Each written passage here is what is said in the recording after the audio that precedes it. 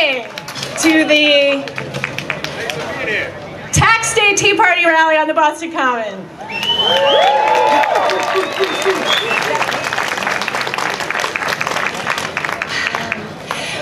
You know, we started this organization about 4 years ago because we were taxed enough already.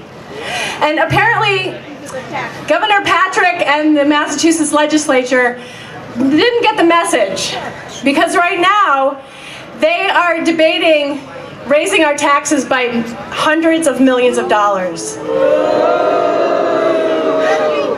The only debate is how many millions they're going to raise them. And I think we're all here to tell them that we are still taxed enough already. So I want to welcome you all here. I'm not going to take too much time today because we have lots of great speakers. I just want to let you know there's a Greater Boston Tea Party booth. It's the second blue booth, straight ahead there.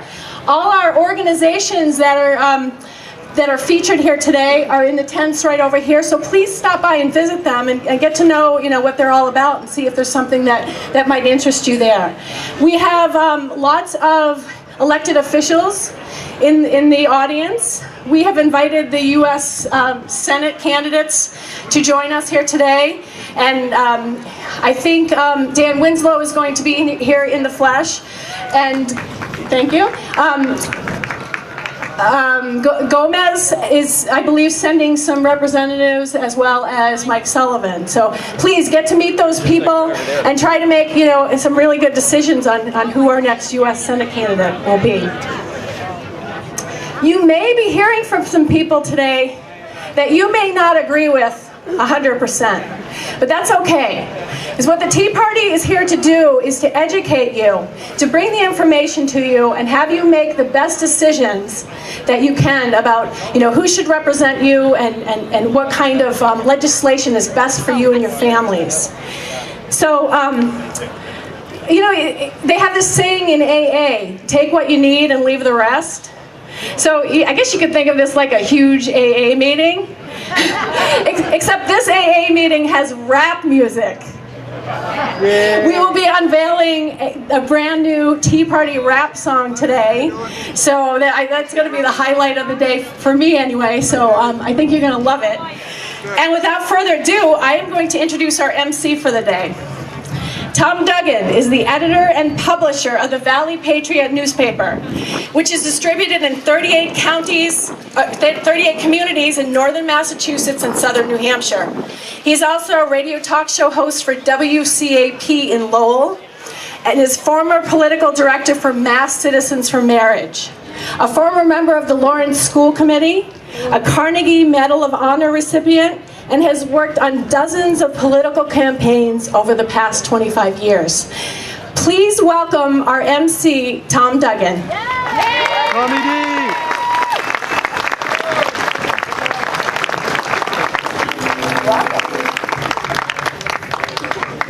Right on.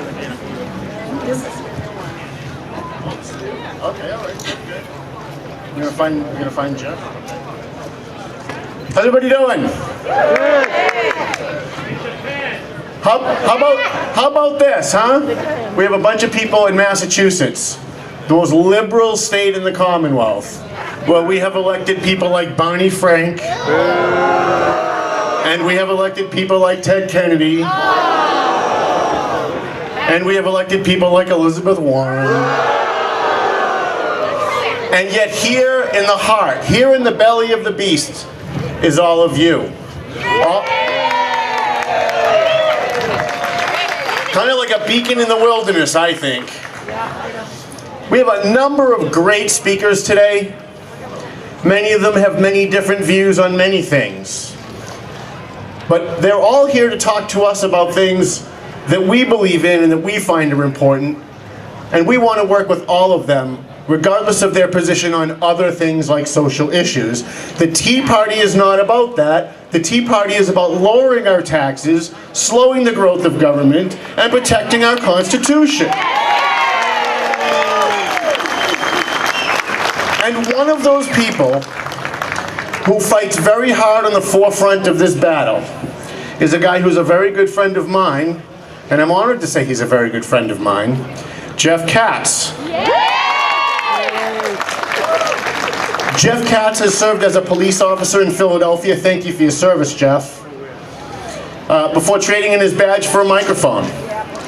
He has hosted award-winning local talk shows around the country and was nationally syndicated as well. He received 3 Associated Press Awards for his work on Boston radio and writes a monthly column, thank you again, for the Valley Patriot Newspaper, my newspaper. Jeff presently travels across the country coaching and speaking on issues relating to personal growth. Today he's going to talk to you about how we can take back this country. Let's give it up for Jeff Katz.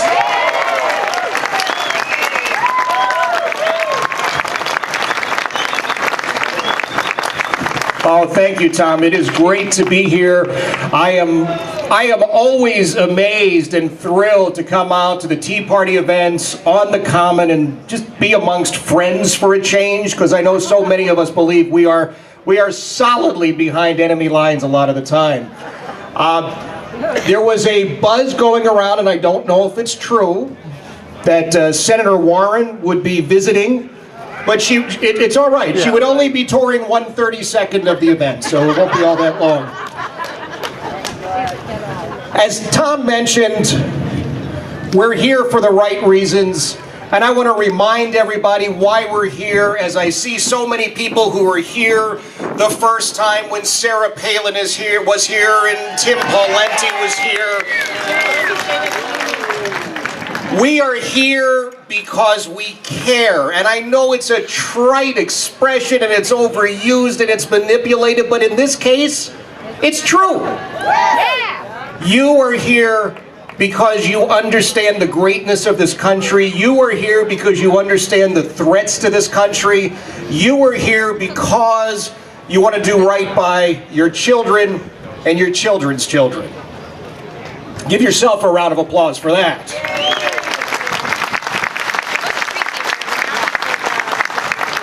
As Tom mentioned, no longer being burdened by a 2 a.m. alarm clock to get to a radio station every day, I've had considerably more free time, and I've been traveling around the country, and I've been speaking on issues of personal growth, positive psychology, motivation, inspiration, and what gets back so many times is, well, what does that have to do with us? Jeff, we're a political movement. No, we're not a political movement. We are a movement of people who simply want to do the right thing. Don't let anyone else define who you are or what you believe.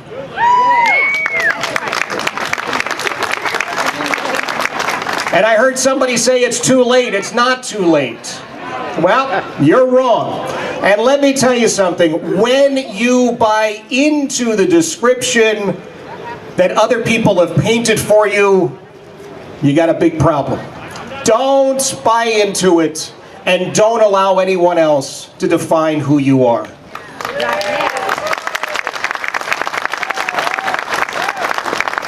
A few days ago, the world lost one of the greatest leaders that we had ever seen, Margaret Thatcher.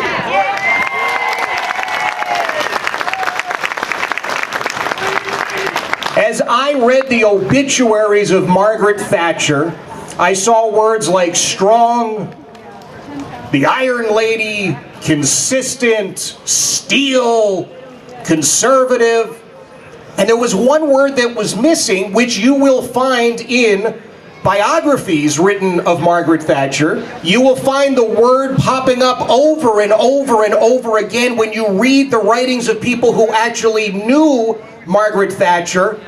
And when I share the word with you, you might be a little surprised. The word was optimistic. Now I want you to think about this for a second, because Margaret Thatcher was described by those who knew her as optimistic. Winston Churchill was described by those who knew him and worked with him as optimistic. Ronald Reagan was described as optimistic. I was at an event not too long ago, and I was listening to Rudy Giuliani speak on optimism. And he referenced Winston Churchill, and have got me thinking, why is this word optimist or optimistic or optimism associated with so many great leaders? I'm going to tell you why. Because optimism is not just walking around and going, look, it's a sunny sky even when it's pouring rain. Optimism means that you see the problem, you're not ignoring the problem, you know what the problem is, but you are so strong and resolute in your beliefs that you know you can work to fix the problem. My friends, we all need to have a renewed sense of optimism.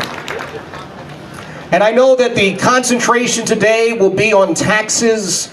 I do want to remind everybody that in addition to taxes, there are serious threats to this country coming from terrorist organizations all over the world, and let's not pretend they're not there. Let's understand that we have an administration that feels very comfortable talking with people who wish to do us harm, and that's a problem. When we talk a little bit about what's going to happen at the State House in terms of taxes, we have one of the most bizarre situations I've ever seen. We have a governor who is looking at a $500 million tax increase and saying, it's nowhere near enough. And as you watch this play out in so much of the mainstream media, you are led to believe there is really a battle going on, and that those who are arguing for a $500 million tax increase are really on your side. If you believe that, well, I'll let you fill in the blanks after that. I'm going to remind you of one thing I said at the first Tea Party event we had here, and then I'm going to turn it over to my friend Tom Duggan. When I was here the first time, and we had 10,000 people or thereabouts on the Common, and people said it could never happen, it couldn't happen, it's never going to happen, you're not going to do it, etc., etc., etc., etc.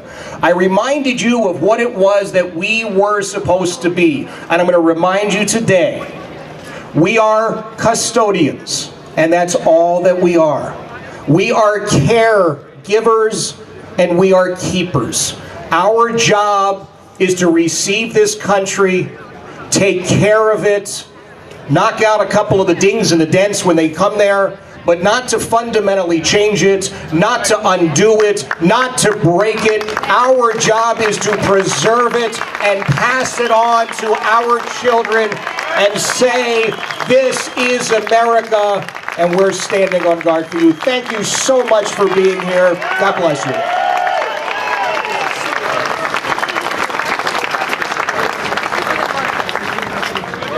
My dad's not here. He speaks so well. Yes, he sees her.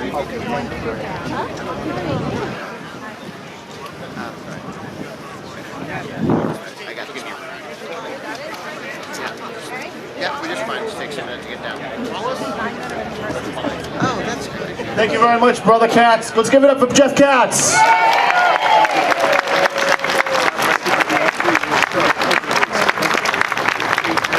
You know, I do a radio show on WCAP every Saturday afternoon, every Saturday morning, and someone asked me this morning before I went on the air if I could address this here at the Tea Party rally. It would take 3 seconds to do that. You know, the mainstream media paints us out to be a bunch of haters and homophobes and bigots, people who hate immigrants, people who hate blacks, people who hate Latinos. And I wanted to pass along to you, because a friend of mine asked me to, that the best way to combat that is look at everything that the media says about us and then not be that. And the way we do that is by policing our own. When we see members of our own Tea Party who are engaged in hateful behavior, because there are in every group, we know that because we're the Tea Party and the media hates us, that those few among us who share those feelings are going to be the ones highlighted on the Channel 5 news.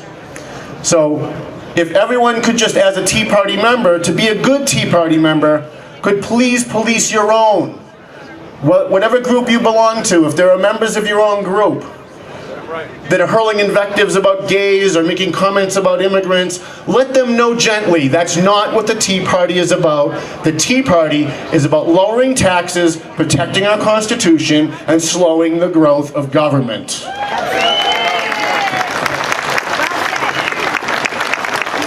Our next speaker, Jim Wallace, is the Executive Director of the Gun Owners Action League of Massachusetts. Yeah, give it up, come on. Right? He's an avid sportsman, he's an avid gun owner, and Jim also served our country in the United States Army from 1983 to 1986. Thank you for your service, Jim. As the Educational Director for Gold, Jim continues to steer important legislation protecting the rights of the Commonwealth's sportsmen and gun owners, and continues to protect the rights, those rights from being usurped by unnecessarily restrictive licensing and gun legislation. Jim has been instrumental in shaping legislation to create a more streamlined and more fair gun licensing system, protecting gun clubs and shooting ranges from costly compliance measures, enabling the sale of shooting ranges, of competitive target shooting handguns, and clarifying the law regarding the transportation and usage of loaded firearms. Jim Wallace is a strong, well-spoken, accomplished, and effective advocate for gun owners and protecting the Second Amendment.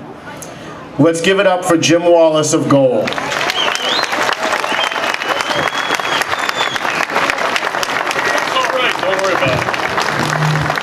Good afternoon, everybody. How we doing? That State House is up there. You gotta let them know you're here. How we doing today? All right, that's a little better. That's a little better. Before I get started, I got a little scratchy throat, so here's one for Marco Rubio, huh?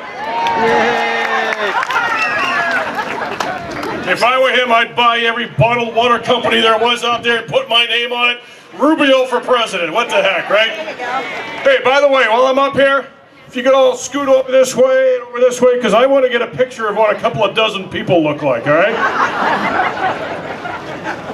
Listen, folks, we've got quite a fight on our hands coming up, and I don't think it's going to go away anytime soon. And whether it's about taxes, education, the Second Amendment, you name it. But the one thing you can do to help yourself is to make sure that the people you're arguing with don't control the argument. The other day, I was at a couple of debates, and I was referred to as a tired, angry, old white guy. Well, let's look at that. I'm tired because I've been working since I was 13. I'm angry because I see what's left of my paycheck at the end of the week. I'm old because I raised a family and been married to the same woman for 26 lovely years. And I'm white because my parents got together. Now, if any of those things are supposed to negate my opinion on things, somebody needs to explain that to me. And so far, they haven't. The other thing that has come up against is what the Second Amendment really stands for. And it's, even though I'm a hunter, hunting is a benefit of the Second Amendment. That's not what the Second Amendment's supposed to be there for. The Second Amendment is supposed to be about us protecting ourselves against a runaway rogue government. That's what the Second Amendment's supposed to be for.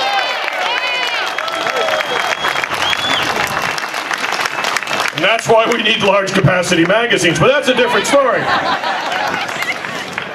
Once again, I was hammered because a couple of folks said, well, Jim, you know, you're relegated to 3 rounds in your magazine to hunt duck and 5 rounds to hunt deer. So why do you need more than that? And I said, well, so far, deer and ducks have not launched an armed assault on a school today, anyway. And they have not figured out, using their paws and wings, how to actually return fire. So when they do, we'll address the 3 and 5 rounds for hunting. But until that, I want as much ammunition as I can possibly hold in my gun to defend my life, my freedom, and my family, and anybody else who needs saving, because the government ain't gonna do it.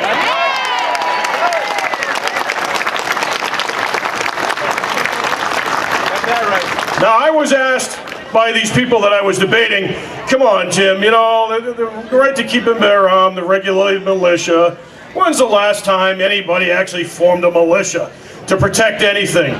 You look them right in the face and you say on an airplane, Flight 93, over the fields of Pennsylvania, our citizenry took arms, well, they didn't have any arms, but took control of that plane to save our nation's capital. If that's not a militia, I don't know what is. And of course, you always get the arguments too that, you know, Jim, and this one came from Jerry Belair from Stop Handgun Violence. I love debating this guy, he's so ignorant. But he said, come on, Jim, you're always talking about, you know, how the Second Amendment is supposed to be protecting us from our country, or from our, not our country, but our government. And he says, do you really think you guys are going to take on the U.S. Air Force with your rifles? And I looked right down the table and said, who said they're on your side?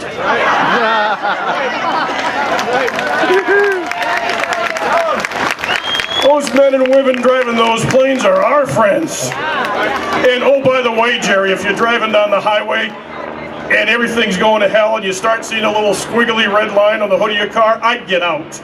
Because something's coming out of the sky you won't like. And that billboard on the Mass Pike is not going to help you when that happens. So anyway, folks, there's a lot of legislation going on up on the Hill right now. There's a lot of legislation going around the country. Notice the one thing, though. As far as the Second Amendment issues go and the gun issues go, the reason we're having this discussion now, the catalyst for this, was because there was a killer in the classroom.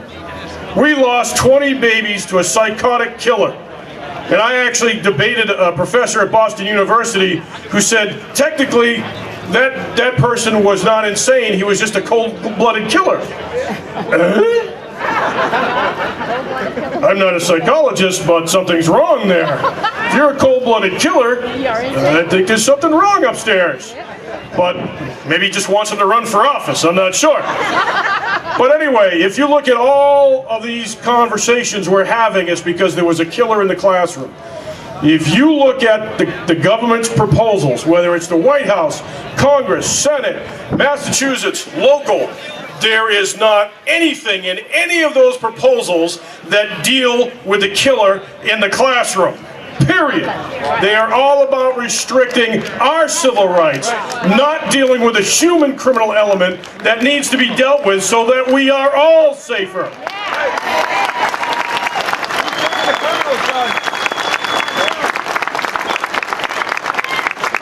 I was asked how many rounds do I need in a magazine. My direct answer was, it's none of your darn business how many I need. Because when my government starts to ask me why I need something, oh, that's when things get a little dangerous. And nervous. But here's the issue. Because the subject is about a killer in a classroom and not about lawful people, when they talk about 7 rounds in the magazines, my response to them is, so you're okay with a killer having 7 rounds? Well, no. Well, that's what we're talking about, a killer in a classroom. So 7 rounds is okay for a killer. Well, no, Jim, it's, no. We're going to limit everybody. Okay, so you're not limiting the criminals, you're just limiting us. Well, no, that's not what I said. Actually, yes, that's what you said. So always, always, always do not accept the premise of their argument. Make sure you're the one setting the stage for that. Make sure you're the one who's educated on your subject matter. And by the way, when it comes to taxes, there's actually a bill up there right now to tax the purchase of guns and ammunition by 25%. And they actually want to use that tax money directly for mental health care. And I would definitely say anybody who thinks 25% tax is okay is going to need some mental health care. Ladies and gentlemen, thank you very much. Please support Gun Owners Action League, and we'll talk to you later.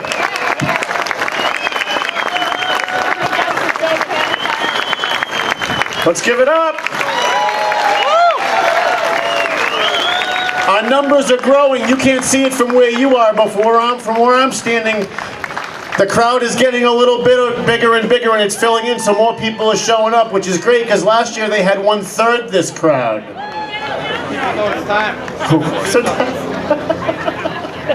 Very good.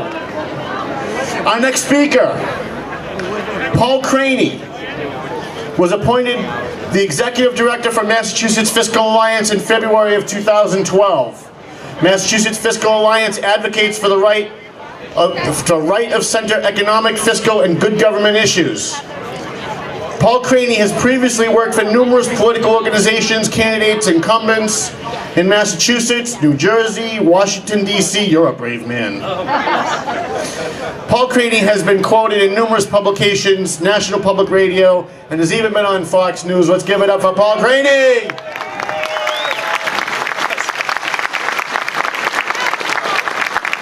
It's quite a description. Thanks, Tom. Before I talk about who I am and what my organization is, I just wanted to take some famous quotes from our elected leaders and from Margaret Thatcher. She recently passed away, and just kind of compare them. So Margaret Thatcher said, "Don't follow the crowd, let the crowd follow you." It's pretty wise. She said, "You may have to fight a battle more than once to win it." That's pretty good. Something that applies to today in mass politics, she said, "Do you know that one of the great problems of our age is that we're governed by people who care more about feelings than they do about thoughts and ideas?" Yeah. It's very true. Let's just compare that to what Governor Patrick said in 2010 in October, right before the election. He said, "If the voters vote in that way, then I don't think we have any choice but to respect the will of the voters." That's not bad either. Unfortunately, today he's proposing a $19 billion tax hike for our children and our grandchildren. How quickly he forgot. Not to be outdone, the Speaker of the Massachusetts House of Representatives said just about 10 days ago, "I don't want to hear that we don't vote for taxes because we do."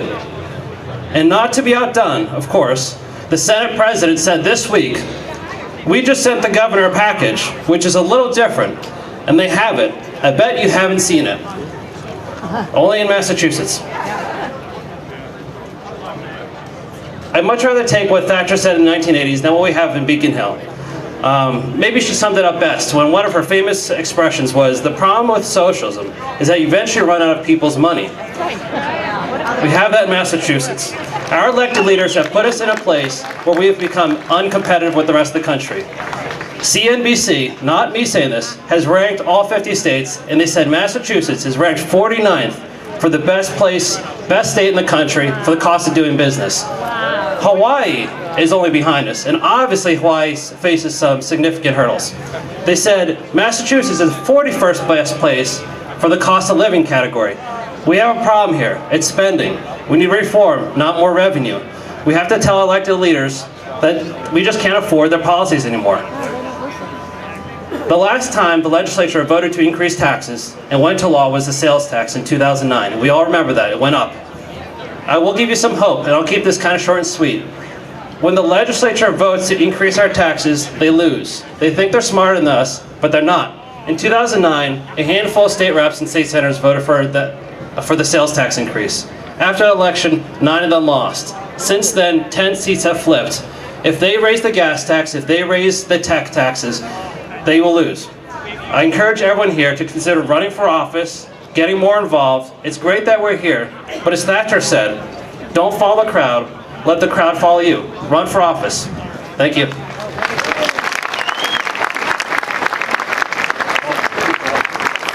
Great job, Paul Craney.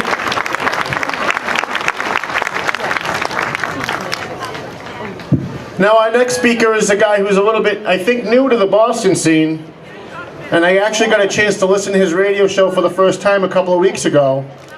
And I was really, really stunned at how reasonable and how logical and how he was nothing like what the media says the Tea Party and conservatives in Massachusetts are. Jeff Kuhner.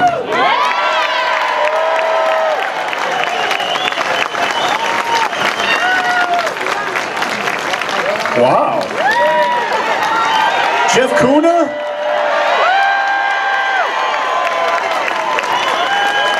Well, you'd think Shakira was here or something.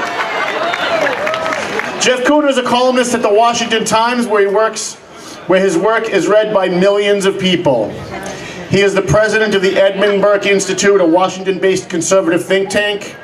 Before getting into journalism, Jeff Kuhner was a professor of U.S. history at McGill University in Montreal, Canada. Jeff Kuhner and his family now live in Boston. And he's affectionately known by most of us as the Boston Bulldozer. And the best part is, he's a daily host of the Kuhner Report on 680 AM WRKO from 6 to 9 AM. And 11 AM till noon, Jeff Kuhner!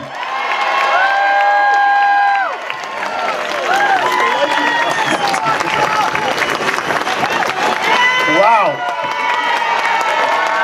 Wow. My fellow Patriots, it is great to see you. I gotta tell you, I literally came in late last night. We packed up the house in Washington, D.C., and so we moved the whole family up here. And, you know, I'm driving down, and I don't know, is it just me? I swear, I start approaching towards Bacon Hill, as I call it, and I feel like this gravitational pull, this like suction sound on my wallet. I swear, I'm driving, and it's like, I'm going, what's going on here? It's like my money's coming out of my pocket. I really want to thank all of you for showing up. This is a phenomenal crowd. Thank you. God bless you. And I want you to know there's one person among us, and I want to thank all of you for coming, but there's one person among us. She is a warrior. She is a fighter. She is a patriot. She is my wife. By the way, the kids are driving her crazy, but let that go. The kids, and one is 6 and one is 3. But there is someone up there on Bacon Hill who is fighting for us every day on welfare reform, on EBT cards, on taxes.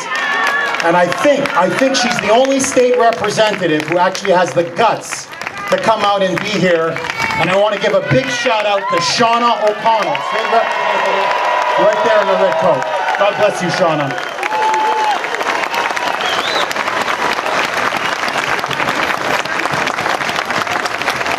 My friends, what you see here, believe it or not, is the tip of the spear. This is the beginning of a tax revolt that you are seeing in this state and in this country. And I couldn't make this up if I wanted to. You want to talk about a perfect example of how disconnected the political class is from ordinary, hardworking Americans like us. At Beacon Hill, as I speak to you right now, the state Senate is in session. And what are they debating? Are they debating cutting our taxes? No. Are they debating cutting out the waste and fraud in government spending? No. They're talking about raising taxes $850 million.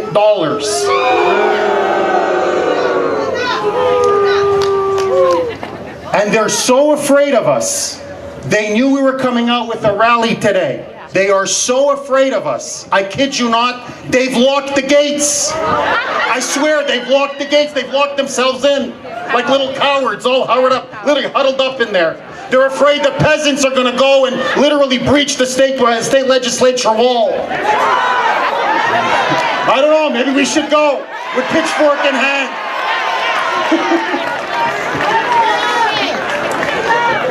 The reason why we're here today is because now, within the next couple of days, the state legislature, along with our esteemed governor, Mini-Me, Deval Patrick, Mini-Me, thinks he's the next Obama, wants to run for the presidency in 2016. Boy, I said, Mini-Me, you don't have many supporters here, Mini-Me. The tax givers aren't too happy, Mini-Me. They are now talking. Now I want all of you to think about this. This state is almost bankrupt. We are now dipping into the emergency reserve fund. Spending is out of control. Welfare fraud is out of control. Illegal immigrants are now swamping our hospital rooms and our schools and our welfare services, costing us hundreds of millions of dollars a year. And now they want to raise the gas tax 3 cents a gallon.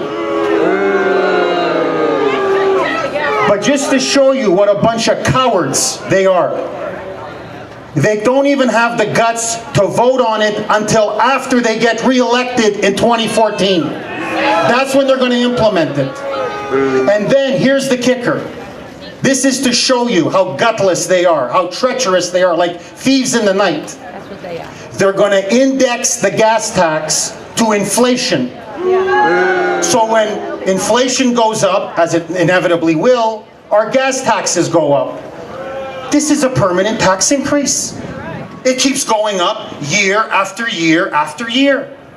And then they want to raise tolls, and they want to raise cigarette taxes, and they want to raise business taxes, and they want to raise corporate taxes, and Mini-Me still has the guts to say he wants to raise our state income tax a full percentage point.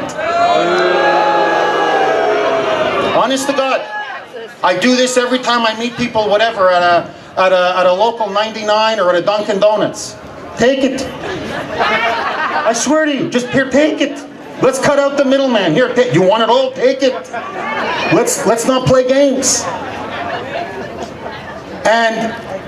And here is what the mainstream media in this state and across the country don't want to tell you and don't want to tell the taxpayers of this state and this nation. You look at the crime lab scandal. 300 million wasted. You look at welfare fraud and abuse. Over 200 million wasted. You look at the parole department scandal where, I kid you not, they're hiring their relatives, brothers, sisters, first cousins, $70,000, $80,000, $90,000 a year on our dole, on our taxpayer dimes. To Beacon Hill, to House Speaker Porky Pig Bob DeLeo, to Therese Murray, to Mini-Me, I have one message for you, and it's loud and clear. No new taxes, period.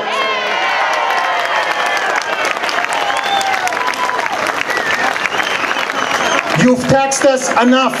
You have more than enough money for the roads, for the bridges, for basic social services to run this state properly. What you want is you want more money to help your political cronies and your welfare dependents who vote for you. Well, I'm here to tell you, the taxpayers of this state have had enough. And let me just conclude by saying this, because there are other speakers behind me and I don't want to stay here forever, but let me just tell all of you this. Why did I come to Boston? Why did I leave Washington, which is another cesspool, but let that go? This is one of the greatest cities in America. It is one of the greatest cities in the world. Why? Forget our history, forget our culture, forget our traditions. Forget about the fact that so many of us here come from immigrants who came here yearning to be free. This is the cradle of the American Revolution. The American Revolution started here in Boston, in Massachusetts.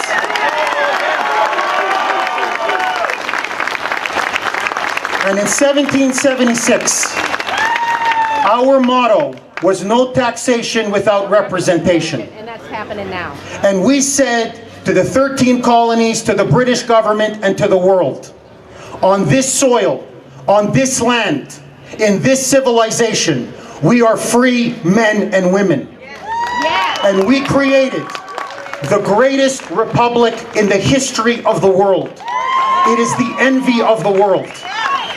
And now, these gangsters, Yes. these charlatans, these socialists on Beacon Hill and in Washington are destroying our country every day. My friends, it's time for a second political rebellion. And our motto is this, because this is what's now happening. We have taxation with no representation. They tax us, but they don't represent us. Because our language to them and our message to them is this. And I hope Therese Murray is listening, and Bob DeLeo and Mini-Me. You see all that money you get? You see your big fat paychecks? You see your gold-plated pension plans? Your gold-plated health care? Your per diem, when you pay, we pay you to drive into work every day. You work for us. We don't work for you. And now we're telling you, as loudly and clearly as we can, you have enough of our money. No new taxes. And if you vote this plan through and sign it into law, we, the taxpayers of Massachusetts, are going to vote every single one of you bums out of power.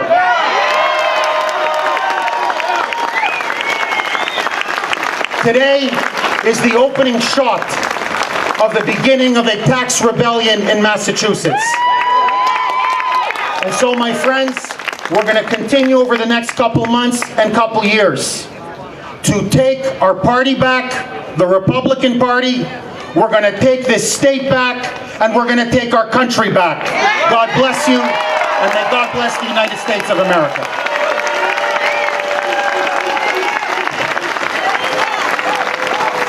Jeff Kuhner! It's like being at a rock concert. That's unbelievable. Thank you, Jeff. Before I ask my next speaker to come up, I understand somewhere milling around the crowd is one of our favorite elected officials, Bob Hedlund. Is he here? Bob Hedlund, put your hand up, come up to the stage. Where I understand he's got a report for us on what happened just now at the State House. Bob Hedlund. Thank you. We're on a quick break from Senate deliberations on the $500 million tax increase that you're all here to talk about. Your timing is quite precipitous, is it? We're right around Tax Freedom Day. Is it today? Is that the 18th. I mean, if we factor in printing press money and federal taxes, it's probably December 31st, I know. But your timing is very fortuitous. I would encourage everybody, when you're done, we're probably still going to be in session when this ends at 3, or if you want to take a little break. I needed to take a break and get out of that stale air and see what some working people and taxpayers look like, because the only people I'm seeing right now wandering the halls of the State House are people that are asking not to oppose the tax measure that's before us, but to up it. So get up there and have your voice be heard after this. They won't know what to do with you today if this whole throng goes up here today, because we don't see working normal people that often up there. Real quick, as I said, we've had just deliberation on a few amendments. The last amendment we had a roll call vote on prior to the lunch break was to decouple the perpetual gas tax, and it went down, I think, on straight party lines. We only had three no votes against that. And what's going to happen today when the dust settles at the end of the day, if you take a look at the roll call votes that happened in the Senate and previously what happened in the House, there are a lot of issues there for people to run on. And I would encourage anyone that's energized from today, we need candidates who are going to speak up for the taxpayer, who are pro-taxpayer, pro-working people. And I know we're all disillusioned about the election results last year. And I will tell you the good news is, the bad news is, we didn't win some seats we should have won. The good news is, my colleagues on the other side of the aisle up there, I believe, have been lulled into a false sense of security. And what I'm seeing is they feel as though they can vote on any issue now with impunity and that they will never lose their seat. Now, I know the recent special election where we picked up a seat in the House with Leah Cole, a great friend of the taxpayers, I know she will be. We've proven that theory wrong, so we need to build on that. I thank you all for coming out here. We've got a whole series of amendments that we're debating to try to defeat this thing. My crystal ball is not that cloudy at the moment. It looks like we're going to lose on all of these. But if you go up into the gallery in the Senate and listen to some of the rhetoric and listen to the debate from some of the folks up there, not all of us, but some of them, you'll think you tripped and had Dorothy's red shoes on or something and landed in the Wizard of Oz. It is unbelievable right now, and I've been up here a long time. Hopefully there's no folks here that like term limits, because I've exceeded my term limits by many, many years. But there has never been, in the time I've been in office, a greater disconnect between what goes on out here in the real world and taxpayers who are being nickel and dimed at every level of state government, whether it's local government, state government, federal government, the Fed with fake printing press money, and what goes on inside that building where they think you got an endless bottom of money and resources in your back pocket and your wallet. The disconnect has never been greater, and we need to hear from you and bring some sense of reality to that building. Thanks for letting me cut in. I don't know whose time I took or pushed back, but I greatly appreciate the opportunity to get out on a Saturday in the spring and get a little fresh air. Thank you.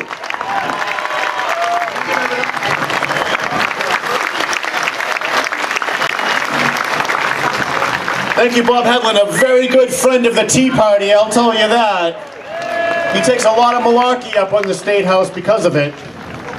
It's not easy being a conservative in Massachusetts, as all of you know. Our next speaker is Lexxie Monahan. Lexxie is currently a senior studying economic and political science at Stonehill College. Born and raised a Democrat, shame on you. It was not until 2 years ago that she came across the ideas of liberty at a seminar run by the Institute for Human Studies. Since then, she's become an advocate for liberty, interning at several pro-freedom think tanks across the country, including the American Legislative Exchange Council in Washington, D.C., the John Locke Foundation in Raleigh, North Carolina, and the Rhode Island Center for Freedom and Prosperity. What she's most proud of, however, is her work with Students for Liberty, where she serves as campus coordinator helping groups across New England to form pro-liberty organizations on campus by finding and developing leaders and providing them with necessary resources for success. And I have to tell you, that's got to be a really tough thing to do when you're on a college campus surrounded by communists. Lexxie Monahan.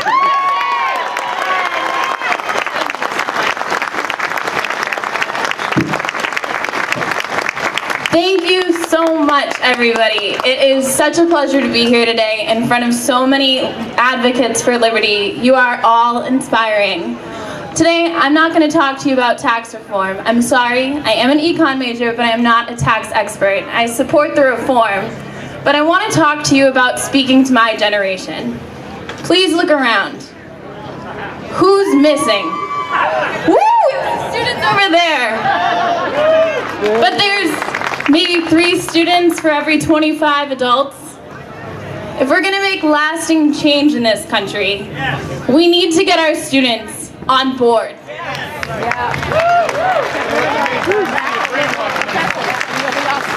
Now, we have to do this because we need their vote. We need their support to get this legislation passed, to get these changes passed. And we are tomorrow's leaders. As scary as that might seem, we're going to be leading the country, and we need to make lasting change. Finally, this bothers me. We're going to be paying these taxes for a very long time. I've been paying them since I was 15, and the life expectancy of students is only getting higher and higher. And I'm not making decisions about taxes. It's simply not fair, but I don't need to tell you that. So today I want to talk to you about how you're going to reach my generation. Now, it's not going to be easy. I'm sure all of you have tried to talk to your nieces, nephews, sons and granddaughters, and you haven't had an easy time with that. So first I'm going to talk about a couple of the stereotypes of my generation, and then I'll tell you how to talk to us. So first of all, my generation is accused of being the most entitled generation. We are the laziest generation. And my favorite, we are the absolute most liberal generation. I know. Now let me debunk these for you. We're all kind of excuse makers, so let me give my excuses. As for entitled, yes, we're entitled. You've given us everything. But you have iPhones too. And this also gives us an opportunity, to put our focus on other things. So that's one benefit. As for lazy, guys, we're not lazy. We're efficient, and you're jealous. We will do the least amount of work to get the most benefit. And we will find ways to do that. We don't even have to look for remote controls anymore. We have remote controls on our phone. And then finally, as for liberal. Now this is going to be a tough one to sell you, because even I, as a campus coordinator for Students for Liberty, walk around my campus and have the hardest time convincing other students that government is not the answer. But let me give you something. I've talked to a lot of students, and I spoke to a lot of students on campus at Stonehill about taxes and tax reform. And collectively, they will all say, I'm a Democrat. I voted for Obama, and they all support that. But if you give them a chance, I have also found that my generation really doesn't like to be told what to think. We're more individualist than you give us credit for. Do not tell us what to do, do not to tell us what to think, and allow us to find things on it for ourselves. So now here's your instruction. It's really simple, but at the same time it's really hard. First of all, you need to listen to students of my generation. You need to be patient with them, and you need to personalize everything.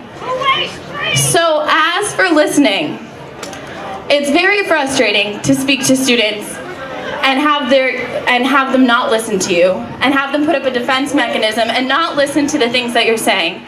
And you all are obviously here and support freedom and liberty, and that's important. But students of my generation don't want to be told what to think. Students of my generation like to find things on their own. So if you give them, I promise, if you just give them the slightest reason to listen to you by personalizing stories, asking them what they would do with their taxes if they didn't have to pay it, personalize things like that, ask them what they care about, they're going to listen. It might not be a change overnight. I became a libertarian overnight. I started out as a Democrat, and then I was given some literature, and I changed my opinions. But that doesn't happen for everybody. I like to call it planting a seed. You need to give them something that they can think of. Just a tiny little tidbit of information, and eventually it'll grow because they like to follow their own logic. So just be patient with them. And as I said, personalize everything. I have faith that all of you have that patience and have that ability to listen. And let me just say, Students for Liberty has found student leaders across college campuses around the world. We started 5 years ago with 30 students. Now we have over 5,000 students in the network. And it's all about patience on campus. But I promise you that I and all the other student leaders and all the other young people here are probably the most passionate generation you've ever seen. We're passionate and we're persistent. And I promise that we will be working to continue this freedom. But just give us a chance. And thank you so much for all of your work and for being here today.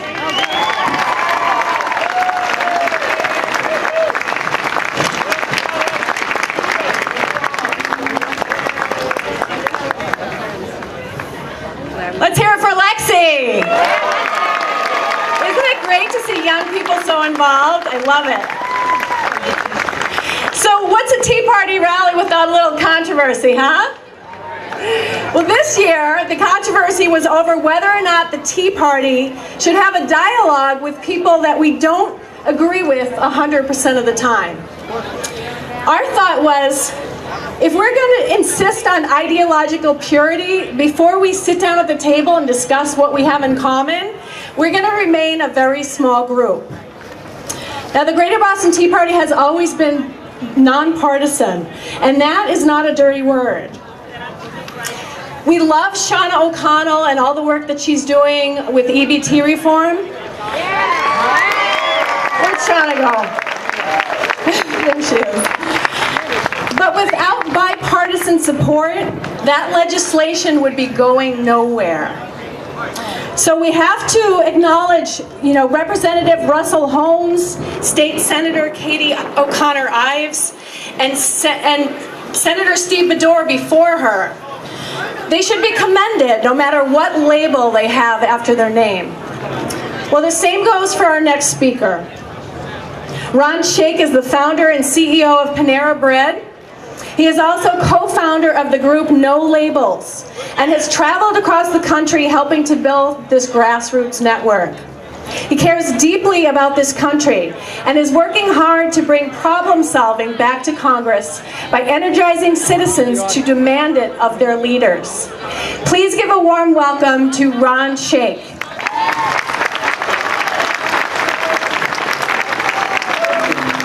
Wow. If I'm controversy, you absolutely have the wrong person. You know, I'm simply a businessman who lives up the street, up the Green Line in Brookline. See, I make sandwiches for a living. I began with one bakery about a block away at Park Street Station 30 years ago. And today I run a public company with 1,700 locations in 44 states in Canada. So, I'm not controversy. Let me share with you something I learned after 30 years in business. You don't stay CEO long if you can't solve problems. Indeed, if you don't solve problems, what happens? You get fired.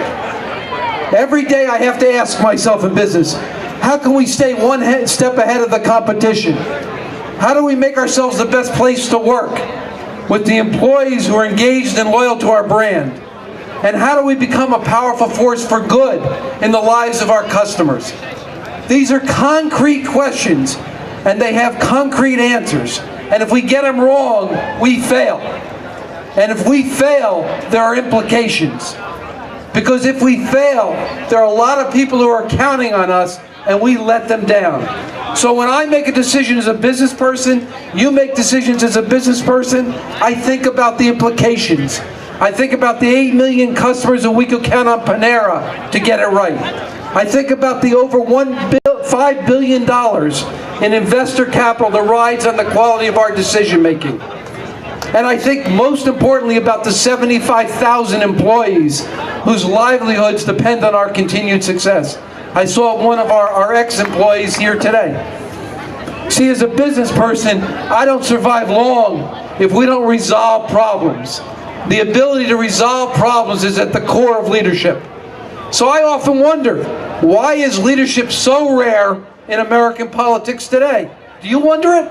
Yes. Why do our political leaders have so little urgency to solve our problems? Do you wonder it? I do. And why is failure and gridlock expected and even rewarded in Washington, D.C.? Do you wonder it? Absolutely. Many of our government's problems have become election-proof. During every campaign, we hear the same promises. We hear promises to reform our tax code, to balance our budget, and to develop a national energy policy. But after every election, these promises are crushed under the weight of the same poisonous rhetoric and partisan bravado. Democratic and Republican leaders come and go, but a dysfunctional system remains. Washington looks to this businessman like a married couple that spends all of its time fighting and trying to prove each other wrong. Sometimes even, our government reminds me of the movie The War of the Roses. Do you remember that movie? With we the citizens cast as the unfortunate kids left holding the bag. We can't accept this anymore. Washington's dysfunction is making America dysfunctional. And Washington's dysfunction is sapping the confidence of investors and consumers alike. Indeed, if we allow this dysfunction to continue, our children will inherit a country significantly weaker than it is today. That's why I co-founded No Labels. A few years ago, I heard about this grassroots movement called No Labels. I went to a dinner, listened, and got involved. I imagine it's very similar to how many of you got involved in the Tea Party movement. To me, No Labels' approach offered the only realistic way out of this mess. See, No Labels is about promoting a new politics of problem solving. Well, what does that mean? What does problem solving mean? It's about an attitude more than anything else. You know it. It means a willingness to sit down with anyone, conservative, liberal, or anyone in between, so long as they're willing to work with you to find solutions. It is not about squishy centerism. It's not about mushy moderation. It's about hard-headed pragmatism. That's what we need. Democrats control the White House and the Senate. The Republicans control the House. We have divided government now, and we have divided government for the foreseeable future. Divided government means that we have only two options before us. Option one is the status quo. Both parties can keep fighting and refuse to settle for anything less than total victory for their side. But neither party, neither point of view has enough political power for total victory, and they won't anytime soon. So that means that means me, and all Americans are stuck with no progress. We'll be stuck with another $1 trillion tacked on our government's $16 trillion debt every year. We'll be stuck with no fixes to a tax code that no one can make sense of. We'll be stuck with no real solutions on immigration, on energy, on streamlining our government. And without the wherewithal to compete internationally with nation states like China, India, or Brazil. You get the point. Option two, the one I propose, is the other alternative.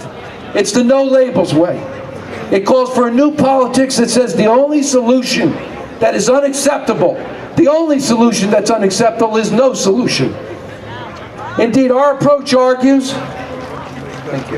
kicking the can down the road or pushing the problem to the next Congress, or worse, the next generation, is simply unacceptable.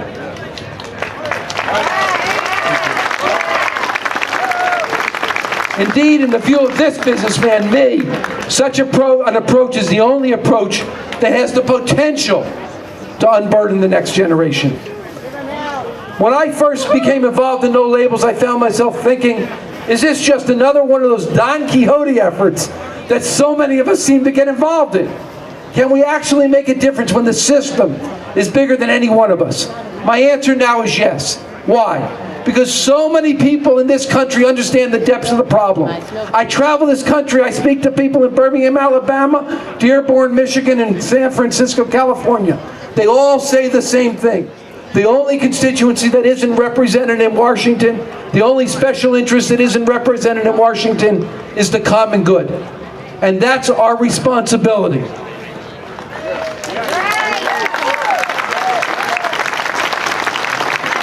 No Labels has a focused strategy to bring us together with pragmatism. First, we're organizing citizens across America because Washington politicians don't change unless they get pressure from the grassroots. You taught us that. You and the Tea Party know it better than anybody else. No Labels today is almost 600,000 Democrats, Republicans, and independents across this country dedicated to moving America away from the old politics of point scoring and towards the new politics of problem solving. Second, we're pushing for common sense, structural reforms to make our government work better. I'm going to share with you one of them. It's something called No Budget, No Pay, and I know you'll support that. It simply calls for no congressional pay if there's failure to pass a budget on time. And here's the good news. We're getting it done. It was passed into law in February. Let me tell you something. Based on that law, and based on what the momentum we're building, the Senate and the House just released budgets for the first time in 4 years. Can you imagine a $3.7 trillion enterprise, our government operating without a budget for 4 years? Folks, ultimately, No Budget, No Pay worked because it brought structural reforms to Washington. Let me talk about the third focus of No Labels. It's bringing leaders together to take on the system and solve the hard problems. We're building a new group on Capitol Hill called the Problem Solvers Group. This Problem Solvers Group today consists of 56 congresspeople, Democrats and Republicans, liberals and Tea Partiers, who are meeting regularly to build trust across the aisle. We aim to grow the group to over 70 members by year end, and frankly, today it's working. They're currently working on shared policy solutions that you'll be hearing a great deal more about this summer. This is an unprecedented development. The reality is the Problem Solvers is the only forum that exists in Washington for rank and file Democrats and Republicans to come together and discuss solutions. These groups, these parties don't talk to each other. They talk to their caucuses. They respond to their leadership. It's where the currency of politics in D.C. is. People would be shocked if they knew how little interaction our leaders have with one another. Our leaders are strangers because they've given up on the idea that Democrats and Republicans can actually have anything useful to say to each other. I've been personally recruiting members of Congress to join this group, and I'm constantly amazed by how hungry our Congress people are for what No Labels is offering. They're at the effect of the system just as we are. Many of these members are just as sick of the mindless partisanship as their constituents. They understand better than anyone else how the dysfunctional system works. The idea we have here is to create a new center of gravity in Congress. The Problem Solvers Group will provide air cover for those in Congress willing to come together to confront our challenges with real solutions. And it'll be a vehicle to discuss across party lines these solutions. Let me tell you, as a guy who runs restaurants, I like to explain No Labels work in language I'm familiar with. So here's how I talk about it. We're telling Democrats and Republicans, come to the table. You don't have to like everything that's on the table. You don't have to eat everything that's on the table. But all we ask is come to the table and at least let's see what's on the menu and see if we can share a meal together. Folks, you know it better than me. It's the common purpose that today's leaders need to embrace. No Labels does not expect anyone to shed their principles or their political beliefs when they join our movement. We just expect them to embrace the idea that people with different beliefs must set aside the labels and the rhetoric and come together to solve problems. It's an attitude that can be embraced by the Tea Party. Indeed, the Tea Party was born from the frustration of the refusal to have your ideas discussed. And that's what we're asking for. It's an attitude that's clear. It's an attitude that we want. The theme of this event is unburdening the next generation. And that burden simply won't be lifted until we get our leaders focused on listening and fixing instead of self-righteous fighting.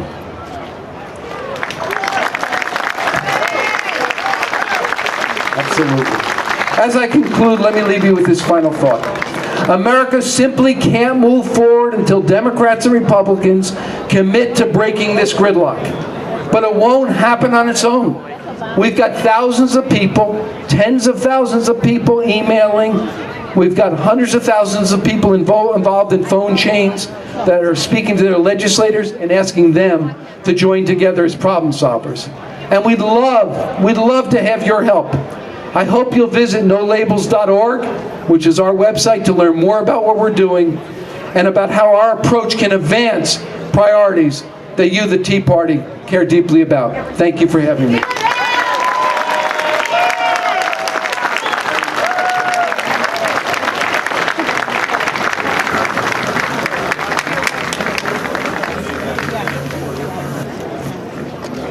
What a great example of why we should not be marrying the Republican Party or any party, because we are a movement in and of ourselves.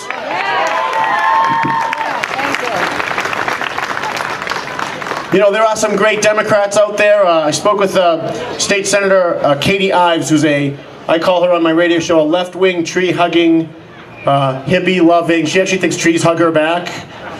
But let me tell you something, this left-wing, tree-hugging Democrat that most conservatives wouldn't even consider voting for, you know what she did this week? She got through, and it's actually going to come up for a vote, a piece of legislation to put photo IDs on EBT cards.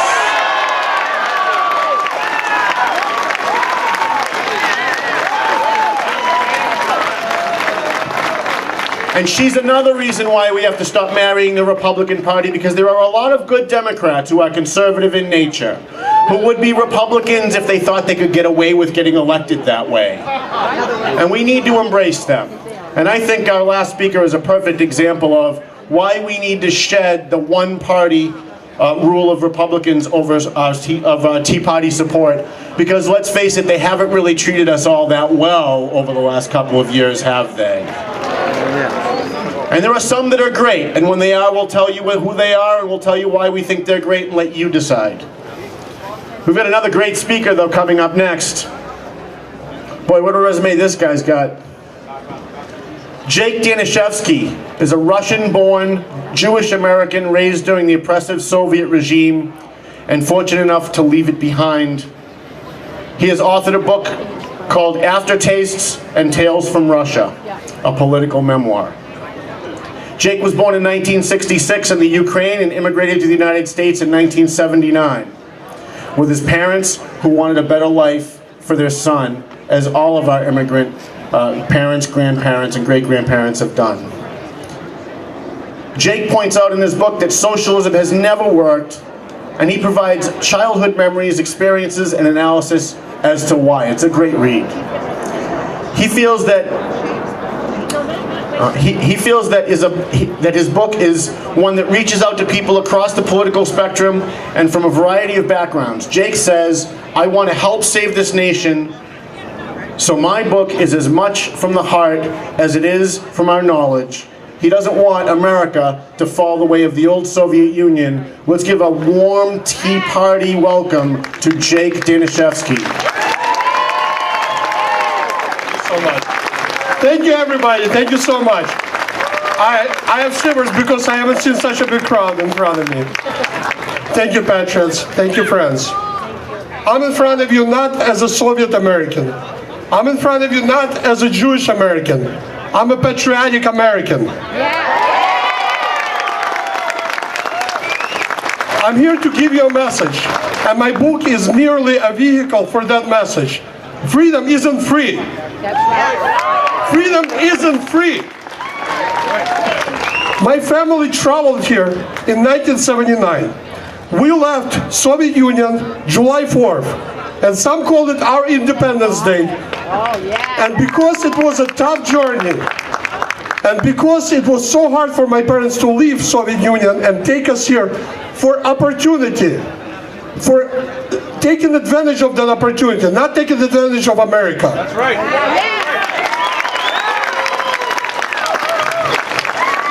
We embrace this nation. I don't want this nation to cater to me. And we traveled, we took this journey because freedom isn't free. You don't understand what freedom is until you lost it. And if you never had it, you will never know what it is. Once you lose freedom, you can never get it back. Ronald Reagan had a joke, and the joke went like this. American and the Russians are talking to one another. And an American goes, "We have freedom in America." The Russian goes, "How come?" American goes, "I can walk into Ronald Reagan's office and I can say, 'Mr. President, I don't like the way you do things in America, and I will be free.'" Russian goes, "We have freedom in Russia too. How come?" "Well, I can walk into Gorbachev's office and I can say, 'Mr. Gorbachev, I don't like the way Ronald Reagan doing things in America, and I will be free.'" We have a voice, but lately our voice has been hijacked. Our nation, our government has been hijacked. They call themselves progressive. You know. Thank you, that's my next message. How can they call it progress if we're failing and we're losing our values?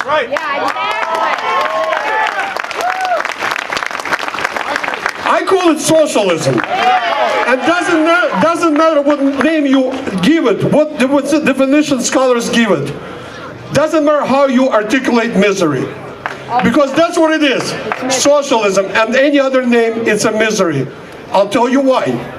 Who gives you the biggest national program in history in the worst economy and tells you that it's good for you? That's right. And then they tell you it's free. Freedom is not even free. That's right. We had people that bled, died for this nation because freedom isn't free. I want to leave you with a message. What kind of nation are we going to leave our kids? Are we going to leave them a hand-me-down nation and handout nation? No. Are we going to give them a free nation? Yeah. Freedom isn't free. My friends, I want to thank you. I'm very honored to be here. I'm very humbled to be with all those great speakers and in front of you. I want to thank all of you. Thank you for giving me an opportunity. But I have one more message. Freedom isn't free. Thank you. Thank you very much.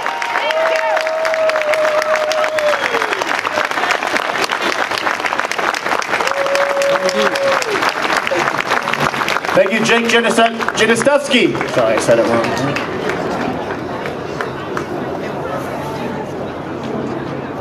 Thank you very much. Wow, look at all the people that are here now compared to an hour ago, huh? And I can't see it, but I smell food, so somebody, after I introduce the next speaker, point it out for me, because I'm hungry. Food isn't free either. Very good, very good. I was talking to Grover. You know, we've taken a lot of controversy this year by inviting on this next speaker. I don't understand why. When we invite speakers here to the Tea Party rally, it's because they have something particular that they want to share with all of us that we either agree with or we should be educated by. And this next speaker, Grover Norquist, our keynote speaker. Come on, you can clap louder than that for Grover Norquist. Come on.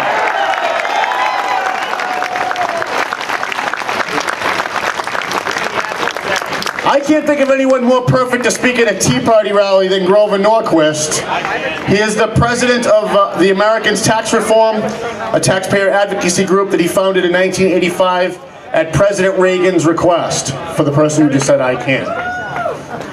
ATR works to limit the size and cost of government and opposes higher taxes at the federal, state, and local levels. ATR organizes the Taxpayer Protection Pledge, which asks all candidates for federal and state office to commit themselves in writing to the American people and taxpayers to oppose all tax increases. Grover Norquist chairs the Washington, D.C. based Wednesday meeting, a weekly gathering of more than 150 elected officials, political activists, and movement leaders.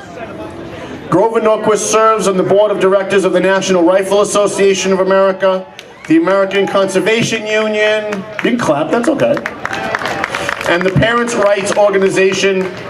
Arianna Huffington calls Norquist the dark wizard of the rights anti-tax cult, and I say he should wear it as a badge of honor. Grover Norquist.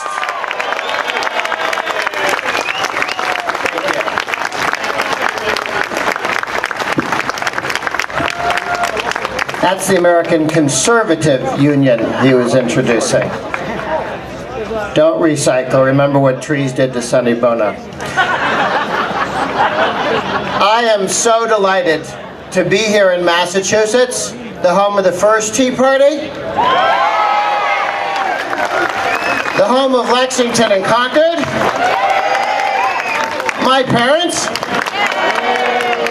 It's also an interesting anniversary, bittersweet. 100 years ago, some idiot decided we should have an income tax in the United States. And so we've lived with that for 100 years, and we've begun recently to fight back. Of course, it's also 33 years since Barbara Anderson and the Citizens for Limited Taxation and the voters of this state passed Proposition 2.5.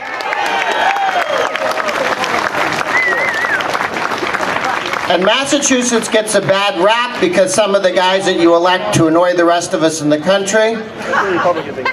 But the voters of this state, you can tell they have a certain common sense because they've been there for Prop 2.5 and defended it. And we've begun the process, and you've maintained the flat rate tax in this state, not gone to a grad tax or to a progressive tax. Because the first trick of the other team is to divide us into different groups. At the national level, we've got lots of different brackets, right? Why? So they can divide us into different groups so they can mug us one at a time. That's what Clinton did. Remember, he said, I'm only going to hit the top 2%. And then Obama promised he's only going to hit the top 2%. Obama was never going to tax anyone who earned less than $250,000 a year.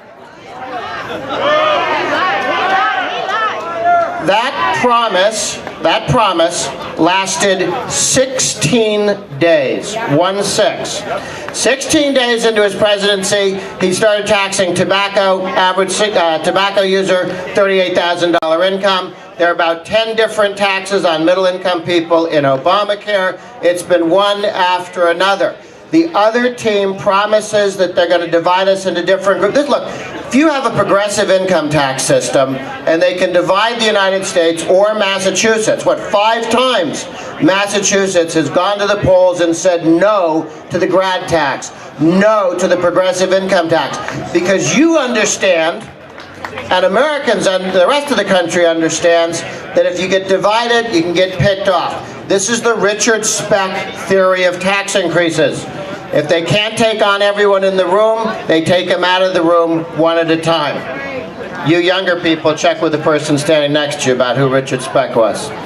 Look, people say, what's the Tea Party? The Tea Party is America awakened.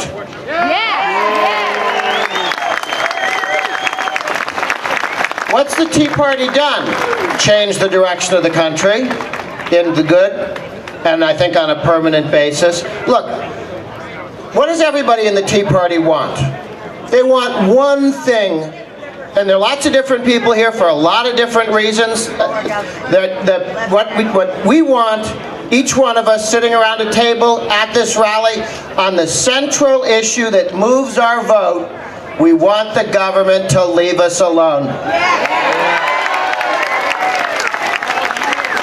Taxpayers want the government to leave their income alone. Property owners, leave my property alone. I serve on the board of directors, the National Rifle Association. What do we want? Just leave us alone. We don't go knocking on people's doors, insisting, telling them, you should hunt, telling other people what to do. We don't insist that every 4th grade child in public school be taught books entitled Heather Has Two Hunters. We simply wish to be left alone. Homeschoolers, 2 million strong across the country. You don't hear them grabbing your shoulder and telling you to homeschool. They want to homeschool.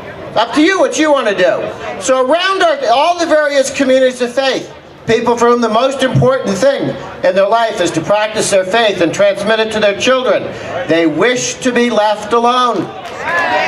They're not asking for Baptist stamps. They understand. That's why our party can have our movement, the Tea Party movement can have evangelical Protestants, conservative Catholics, Orthodox Jews, Muslims, Mormons, all in there. Not everybody agrees how everybody gets to heaven, but if I'm going to be allowed to be free so that I can go straight to heaven, that guy on the other side of the table has got to be free to go completely straight to Hades because he completely misunderstands Scripture. But around our table, we're not in conflict on vote-moving issues. The guy who wants to make money all day looks across the table at the guy who wants to go to church all day and says, not how I spend my time. They both look over at the guy who wants to fondle his guns all day, and they say, not how we spend our time. But everybody can get together and vote for the same candidates who agree to leave them alone.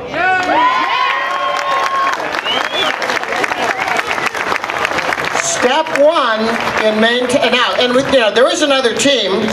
They get an at-bat. They're getting one right now. They got one in D.C. with the presidency, okay? The other team sits around a table, trial lawyers, labor union bosses, big city political machines, the two wings of the dependency movement, people who are locked into welfare dependency, people who make $90,000 a year, managing that dependency, making sure none of them get jobs and join our team. Then we've got all the coercive utopians. These are the people who get government grants to tell their moral inferiors, us, how to run our lives. They're the ones who mandate cars too small to put your whole family into. The ones who came up with and mandated toilets that don't flush completely. They're the reason on the Sabbath you have to separate the green glass from the brown glass from the white glass for the recycling priests.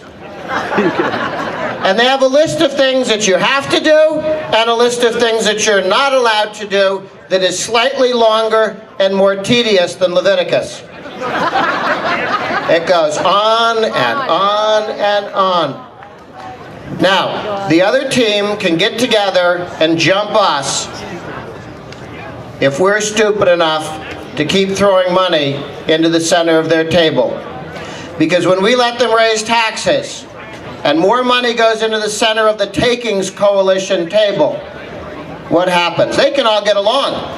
How? Like the scene in the movie after the bank robbery? One for you, one for you, one for you. Everybody on our friends from the Statist Takings Coalition, they can smile at each other. But when we do our job right, when we say no new taxes and mean it and hold that line, and the money in the center of the left's table begins to dwindle, then they begin to look at each other a little bit more like the second to the last scene in those lifeboat movies. Now they're wondering who they throw overboard or who they eat. Guys, look, the other team isn't stupid, they're evil. That's right, that's right.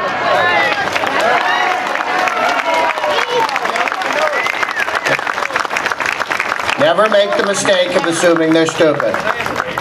It seems stupid only if you think they're trying to do what you're trying to do. They're not trying to do what you're trying to do. They're trying to take your stuff, among other things, and starting with freedom. Now, trick number one, divide us into different groups, mug us one at a time. Trick number two, trickle-down taxation. When they sold us, I'm not sure anybody here is old enough to have been fooled this time, when they sold us on the income tax, only people, it was between 1% and 7%. That was the national federal income tax. Lowest income people, you had to make $98,000. In today's dollars, you paid 1%. If you made more than $11.5 million, you paid 7%. Okay, that was the income tax. Over time, more than half of Americans pay the income tax. The bottom rate is 10%, which is more than people who made $11 million in 1913 were paying as a percentage, and it goes up to almost 40%. Trickle-down taxation. Promise you're going to tax the rich, go after everybody. Remember the alternative minimum tax? Put in to hit 155 people. 155. 155 people weren't paying their fair share. 1969, our friend Ted Kennedy had a great idea. Set up an entire tax code structured to get 155 people. Today it hits 3-4 million. Trickle-down taxation. Some of us remember the Spanish-American War. Spanish-American War was in 1898, was going to be paid for with taxes on rich people. How do you tax rich people in 1898? You tax them on this newfangled thing called the telephone. And they put the federal excise tax on the phone, which you may have noticed over the years on the bottom of your little phone thing, the FET. Okay.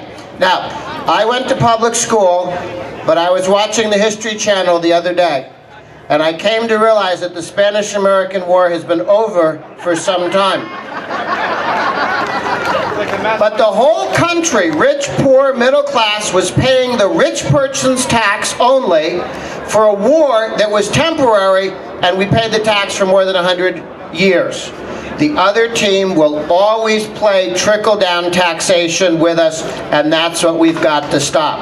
Now in Washington, D.C., we've got gridlock, which is better than what we had for the first 2 years of the Obama administration, was moving as fast towards statism and higher taxes and more government control as you could get.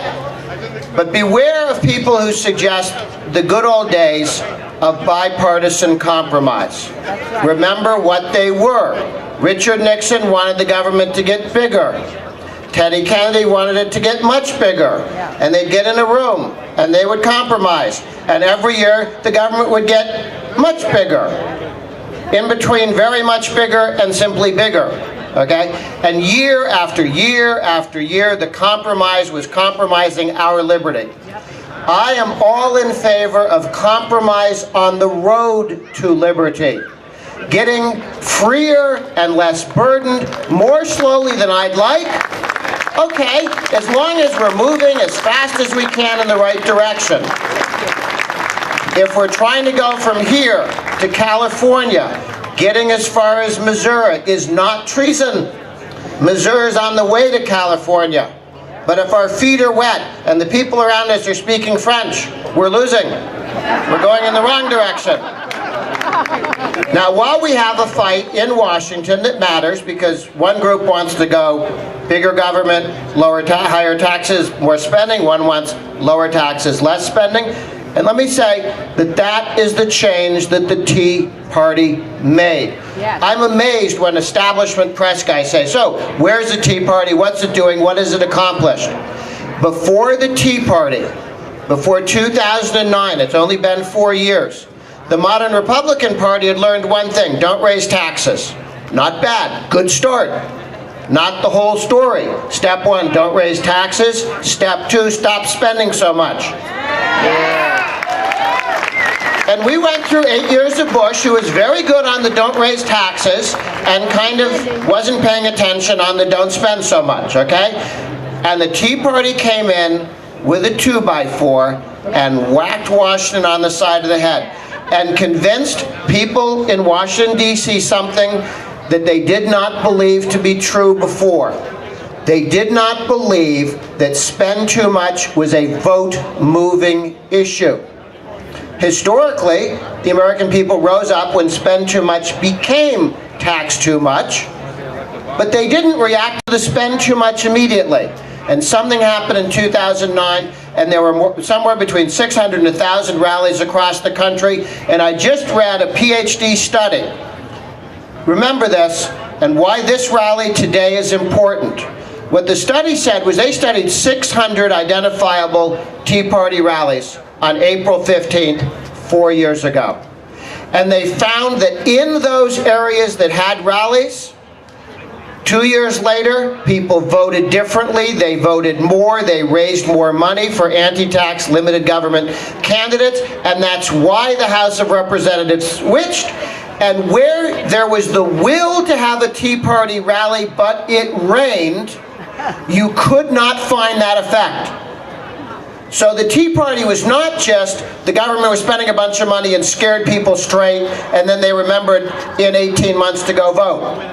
The Tea Party mattered because people in community after community got together, they met with each other, they chatted, they talked, they realized they weren't alone, they read all the cool signs and they said, yeah, good, good, good, okay? And it changed the country. Rallies matter. I didn't understand that until I was literally watching this study, which walked through how in cities where that had rallies, similarly structured cities didn't have rallies, did not show the change in the election. But Washington, D.C. has been dramatically changed, and because the Tea Party got going and because it continues. Now let me suggest that one more very interesting thing is happening while we have protective gridlock in Washington, D.C., meaning it's not getting, we're not going to heck in a handbasket as we were. But in 25 states, we have unified government. All Republican governor, House and Senate. 13 states, we have unified government. Democratic governor, House and Senate. Massachusetts is one of the 13. We've got a test here. In some of these states, like Louisiana, they're working to abolish their personal and business income tax. In Kansas, they're looking to abolish the personal income tax and the business tax. In North Carolina, they're moving to abolish the income tax, business and individual. In Louisiana, 500,000 kids have the option of a scholarship to go to any school they want to, public, private, parochial, whatever they want. Same, another 500,000 in Indiana. In Wisconsin, the government used to come in and tell every government worker, you know what? The government, if you're a teacher in Wisconsin, you make $50,000 and you make $50,000, you pay $1,000 dues to the union. They passed a law that said the government is no longer going to take that money out of your paycheck and give it to the union. If the union wants it, they can come ask you for it.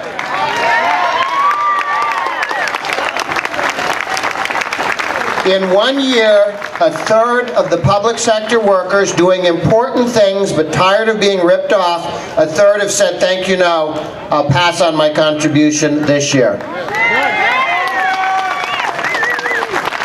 A lot of states are moving very rapidly in the direction of more liberty.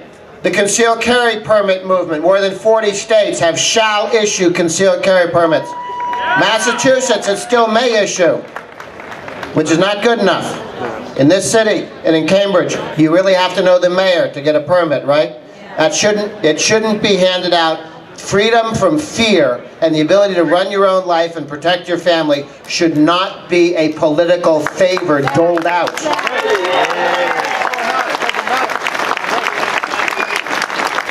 Now there are 13 states, California raising taxes, income taxes, sales taxes, Illinois raising taxes, Minnesota, Maryland, Massachusetts, they're working on it. Why are they doing this? They're raising taxes so they don't have to reform government. And that's the key thing to remember. Politicians raise taxes instead of governing. Politicians raise taxes instead of reforming government to operate better at lower cost. Now, no person's life is ever a complete waste. Some serve as bad examples. No state is a complete waste. But let's make California be the bad example, not Massachusetts. Thank you.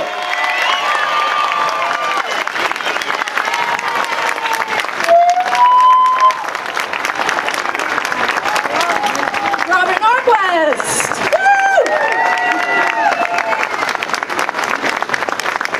Is my lovely assistant available? It's often said that the Tea Party doesn't agree with anything President Obama says, and that's not true. There was actually something in 2008 that Obama said that we totally agree with. He said that borrowing money from China on the backs of our children is irresponsible and unpatriotic. In fact, we loved it so much that we put it on a t-shirt. If you'd like to buy a t-shirt, please visit the second blue booth. That's the Greater Boston Tea Party information booth. We have free flags, free constitutions, all kinds of information there, and you can sign up to get to get on our mailing list as well. And please visit the information tents to my right to find out more about some of the organizations that are represented here today. I just want to do a little housekeeping here. I want to thank the area tea parties. I don't know if you know this, but there's about 30 tea party groups in the state of Massachusetts. That's not bad for Massachusetts. And we have gotten so much support from these various tea parties around the state. I don't want to leave anybody out, but I definitely want to put a shout out to the Worcester Tea Party, the Northborough Tea Party, Merrimack Valley Tea Party, Greater Marlborough Tea Party, Twin City Tea Party, and Waltham Tea Party. And I think we may have some people from the Lowell Tea Party as well. Am I missing anybody? Greater Boston. Greater Boston. Oh, well, duh. We're Greater Boston. Thanks, Terry. So speaking of Worcester Tea Party, they had a contest for this rally. They had a digital sign that they could program a slogan onto. And they drove it from Worcester all the way up here with the slogan on it to the rally. And the winner is a gentleman named Jim Mager. Is he here? Is Jim Mager here? No? Anyway, I just want to read the slogan that they ended up putting on the digital sign. It said, "The Statue of Liberty holds a torch and a book, not a wallet and a checkbook."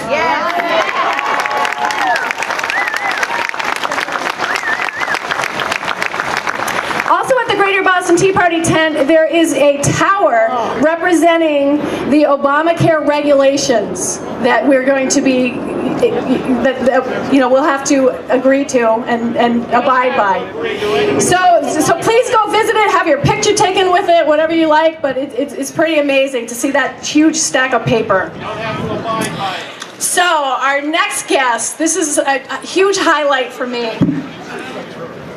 You're in for a treat. I met our next guest when he wrote a rap song for the Valley Patriots' 9-year anniversary party. I heard his rap song and I was just blown away. And I thought, how do I get this guy to write a rap song for the Tea Party? Well, we made that happen. Andrea Gonzales, aka Dramatik, is currently a member of the Wolves, Warriors Organizing Lives, Values Escaping Struggles. He is now signed to Wu-Tang Management and is a featured artist on MTV.com and the #1 hip-hop artist on the independent charts. He has also been nominated for a Boston Music Award. Please welcome Andrea Gonzales, aka Dramatik, to do the Tea Party rap song.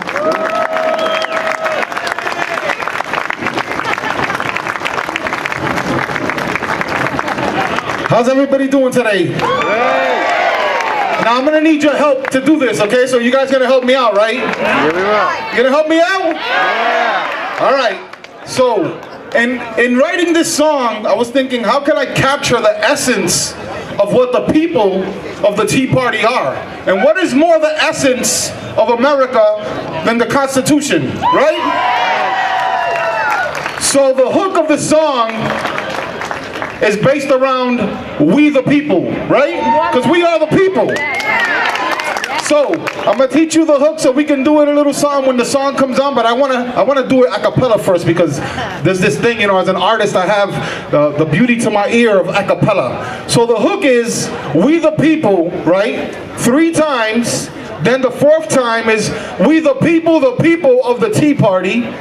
We the people 3 more times, then we the people of the Tea Party. All right, we're gonna try it a couple times. When I lift my hands up, you guys say, we the people, right? We the people. Let's try it 3 times, then the 4th time, we the people of the Tea Party. Then 1 more time, all right? All right, ready? We the people. You gotta go with me, when I put my hand up, okay? Hey, it's we the people. We the people. Ready? We Ready? the people. We the people. We the people. We the people. The Tea Party. All right. Let me practice it with y'all, all right? Go with me, ready? We the people. We the people. We the people. We the people of the Tea Party. We the people. We the people. We the people. We the people of the Tea Party. All right, now I'm going to do it with the hands and I'm going to fill it in, okay? Ready? Okay.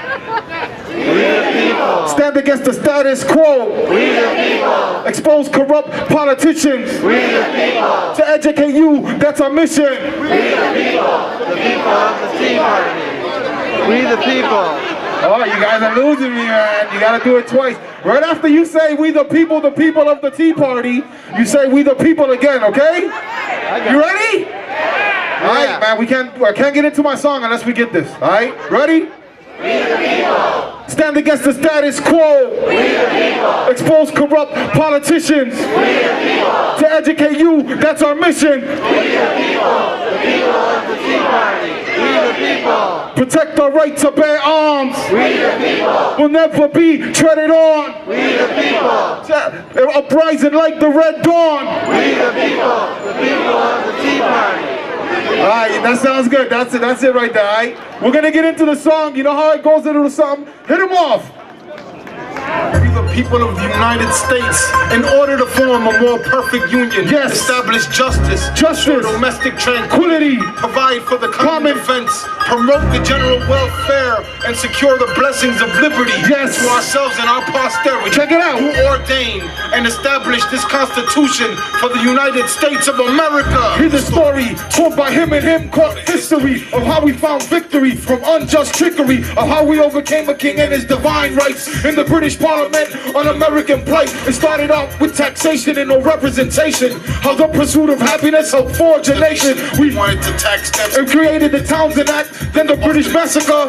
Horrible facts. Now they want to tax tea in this country, 'tis of thee. We're fighting for our rights like children of liberty. We're gonna organize and form, the tea ships will storm, just like Tomahawk Indians ready to swarm. This is independence in its finest hour, the destruction of the tea into the Boston Harbor. Now we'll start a revolution till our country's free. The Boston Tea Party know through history.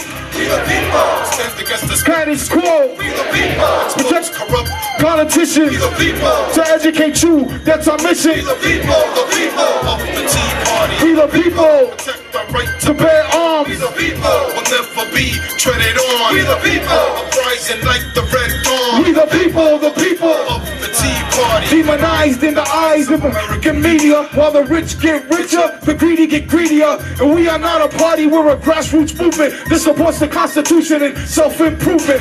Through individual freedoms breeds responsibility. It's personal. When we feel government hostility, they try to dictate how we live our lives. Give the power back to the people, husbands and wives. Get our own money, free market enterprise. We're tired of Democratic, Republican lies. The powers that be can't tread on we, cause there's a few million people that still drink tea. And we'll never be irrelevant, we're far from dead. Yes, we're gonna have some roses with our bread. And you never will disarm me, I'll protect what's mine. With the powers of speech, I wrote this rhyme. We the people stand against the status quo. We the people expose corrupt politicians. We the people to educate you, that's our mission. We the people of the Tea Party. We the people protect our right to bear arms. We the people will never be treaded on. We the people uprising like the Red Dawn. We the people of the Tea Party. Yeah, all shapes and colors from different backgrounds. And you just awoken a sleeping giant. Cause we've been taxed enough already. Let's do it again.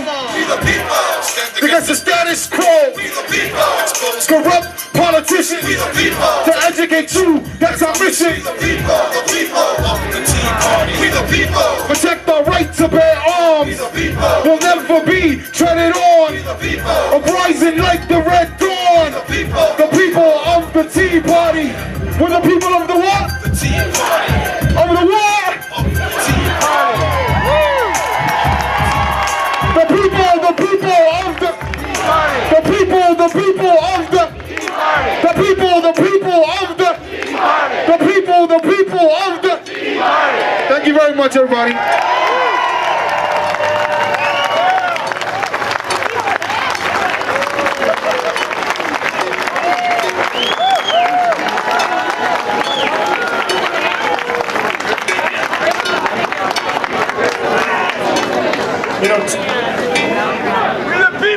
You know, 2 weeks when he did a rap for my newspaper, he said this is the most white people I'd ever rapped in front of. I think he's got that beat today.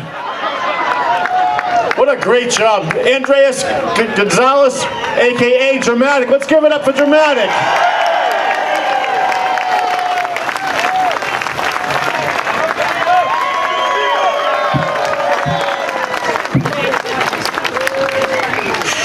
Wow, that's going to be a tough act to follow.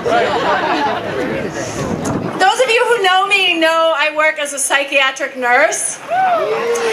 And I'll tell you, we couldn't use our next speaker more than we can right now. Dr. Keith Ablow is a New York Times best-selling author, Fox News psychiatry contributor, contributing editor for Good Housekeeping, and repeat Oprah guest. He has also appeared frequently on The Today Show, Good Morning America, Larry King Live, The O'Reilly Factor, Tyra, Montel, and a host of other television programs. Dr. Ablow graduated from Brown University and Johns Hopkins School of Medicine. He completed his psychiatry residency at the New England Medical Center in Boston and is an assistant clinical professor of psychiatry at Tufts University School of Medicine.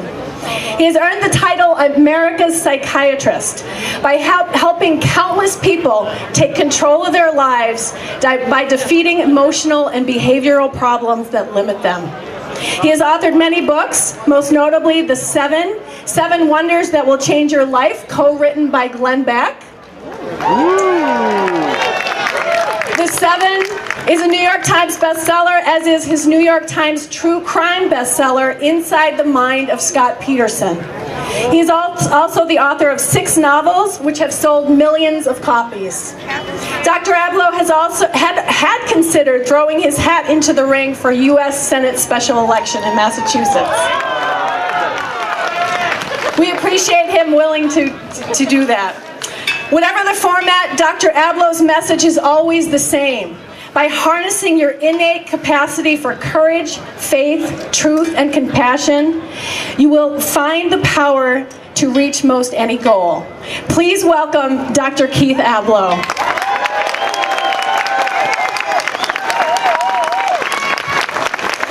Thank you.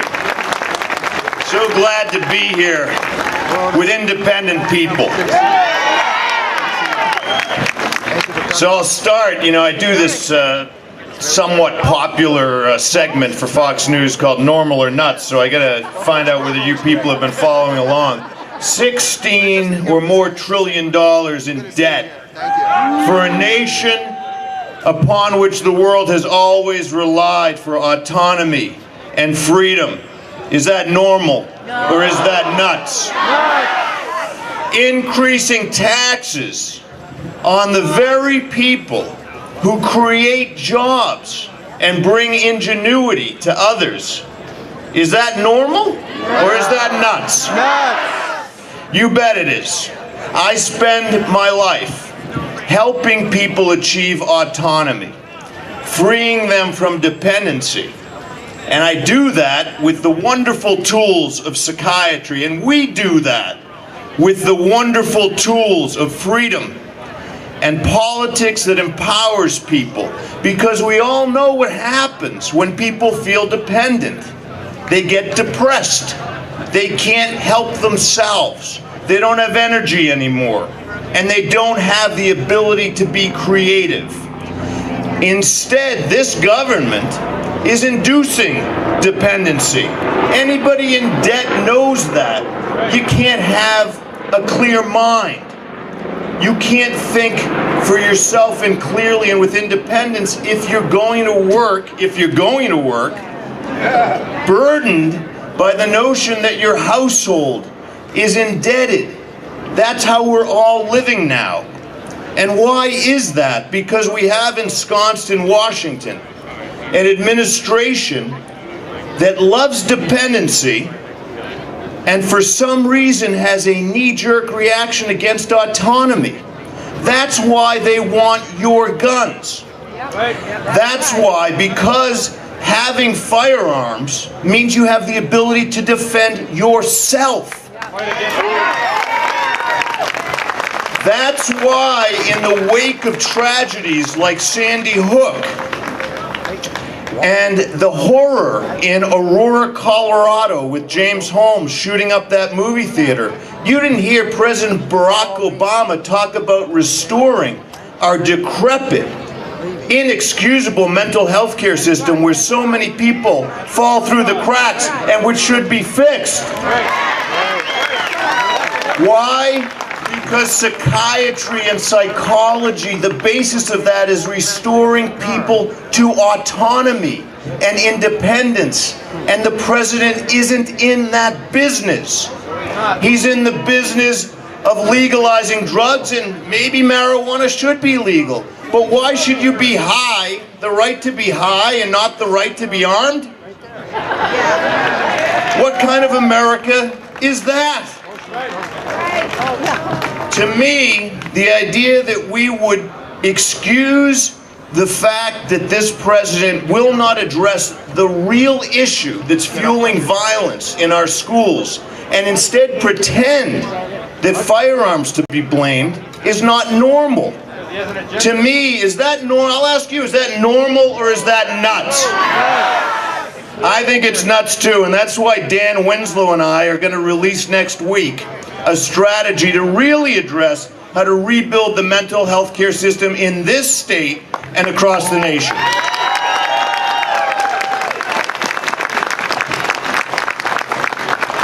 For some reason, the president has dependency as his modus operandi. Maybe that's because, and I don't want to play psychiatrist to the corner off. All right, maybe I will. I don't have 50 minutes, but I have 10 for the president. Maybe when someone abandons you again and again, and for this president, that was his father first, and then his mother. And as he told us during his apology tour, then his grandmother, rather inexplicably, told him that she was frightened, or indicated she was frightened of men of color. Well, I understand why that would lead you to think that people can't be trusted, but those were his people. We can be trusted. We can chart our own lives. And the fact is that once people let you down, if you've then decided that all individuals with initiative can't be trusted, you then end up running the government like a nanny state. And what do you tell people? Stay on unemployment for 99 weeks. Is that normal or is that nuts? You tell them stay on your parents' health care insurance until you're 25. Is that normal or is that nuts? You tell them you can't even pick your insurance, and more than that, you can't keep the money you made every week from your job because we get plans for it. You'll have to spend it the way we tell you to. Is that normal or is that nuts?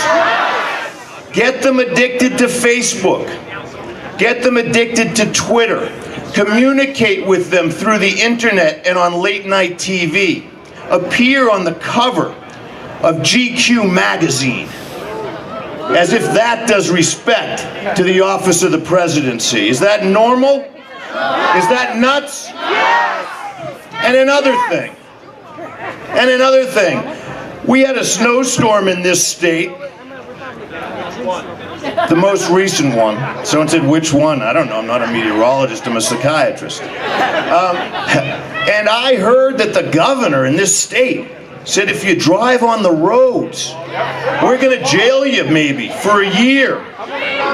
Last time I checked, we paid for those roads, didn't we?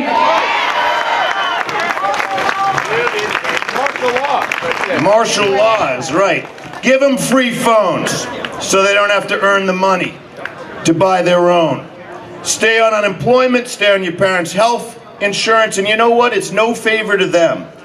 Because I've learned after 18 years practicing psychiatry, the real gift to people is their liberty. The real gift to people is their autonomy. And when people are restored to the folks that they were meant to be from all time, they do very well for themselves. You don't need to coddle them, hold their hands. You can get out of the way and follow them, just like they should follow you today.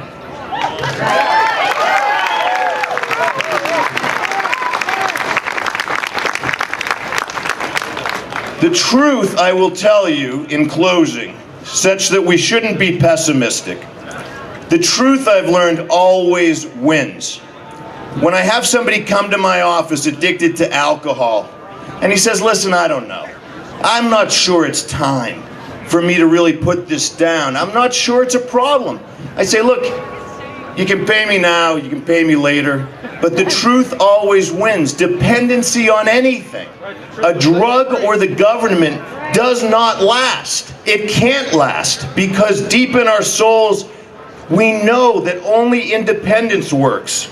Not far from here, my mentor, Ted Nadelson, once told me, you know, the thing with slaves is you can't keep them.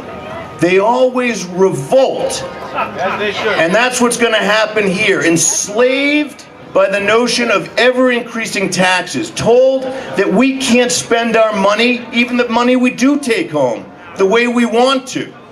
Told that adulthood starts at 25, if ever.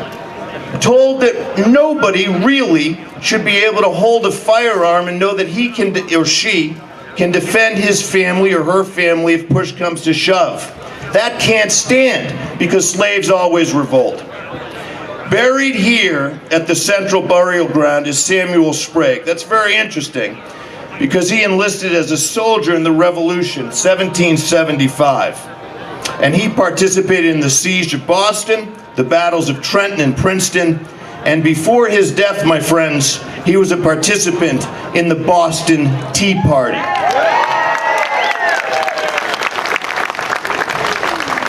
No one can shackle the American spirit.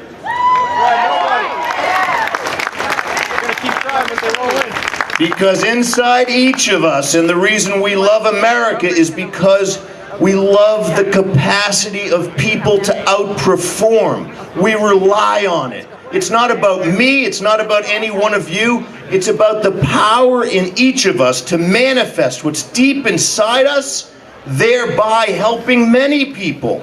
So don't let anybody tell you that we won't win, because the truth, my friends, always wins. Thanks for having me.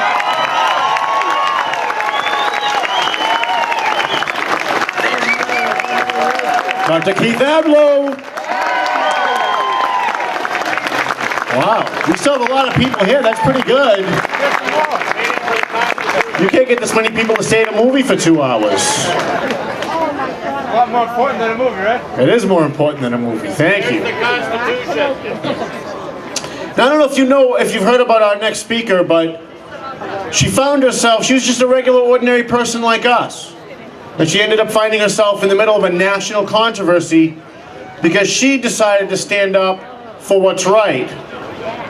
Andrea Taber is here to speak tonight. Oh good, you know who she is, that's awesome. It's because you guys pay attention to the news, I like that. After 25 years as a registered nurse, Andrea Taber switched gears and founded the Ever So Humble Pie Company. Now, how could pies be controversial? But somehow the media found a way, didn't they? Andrea Taber gained national notoriety when she refused to accept EBT cards as payment for her gourmet desserts in Braintree.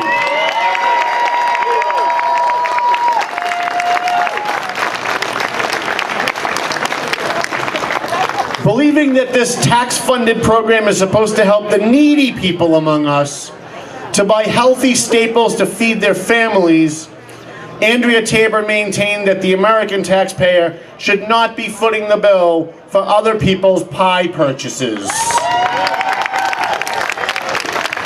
And she held her ground too, though many called for her removal from the farmers market and even to have her products banned from the town. Well, that's what liberals do, don't they? That's what they do.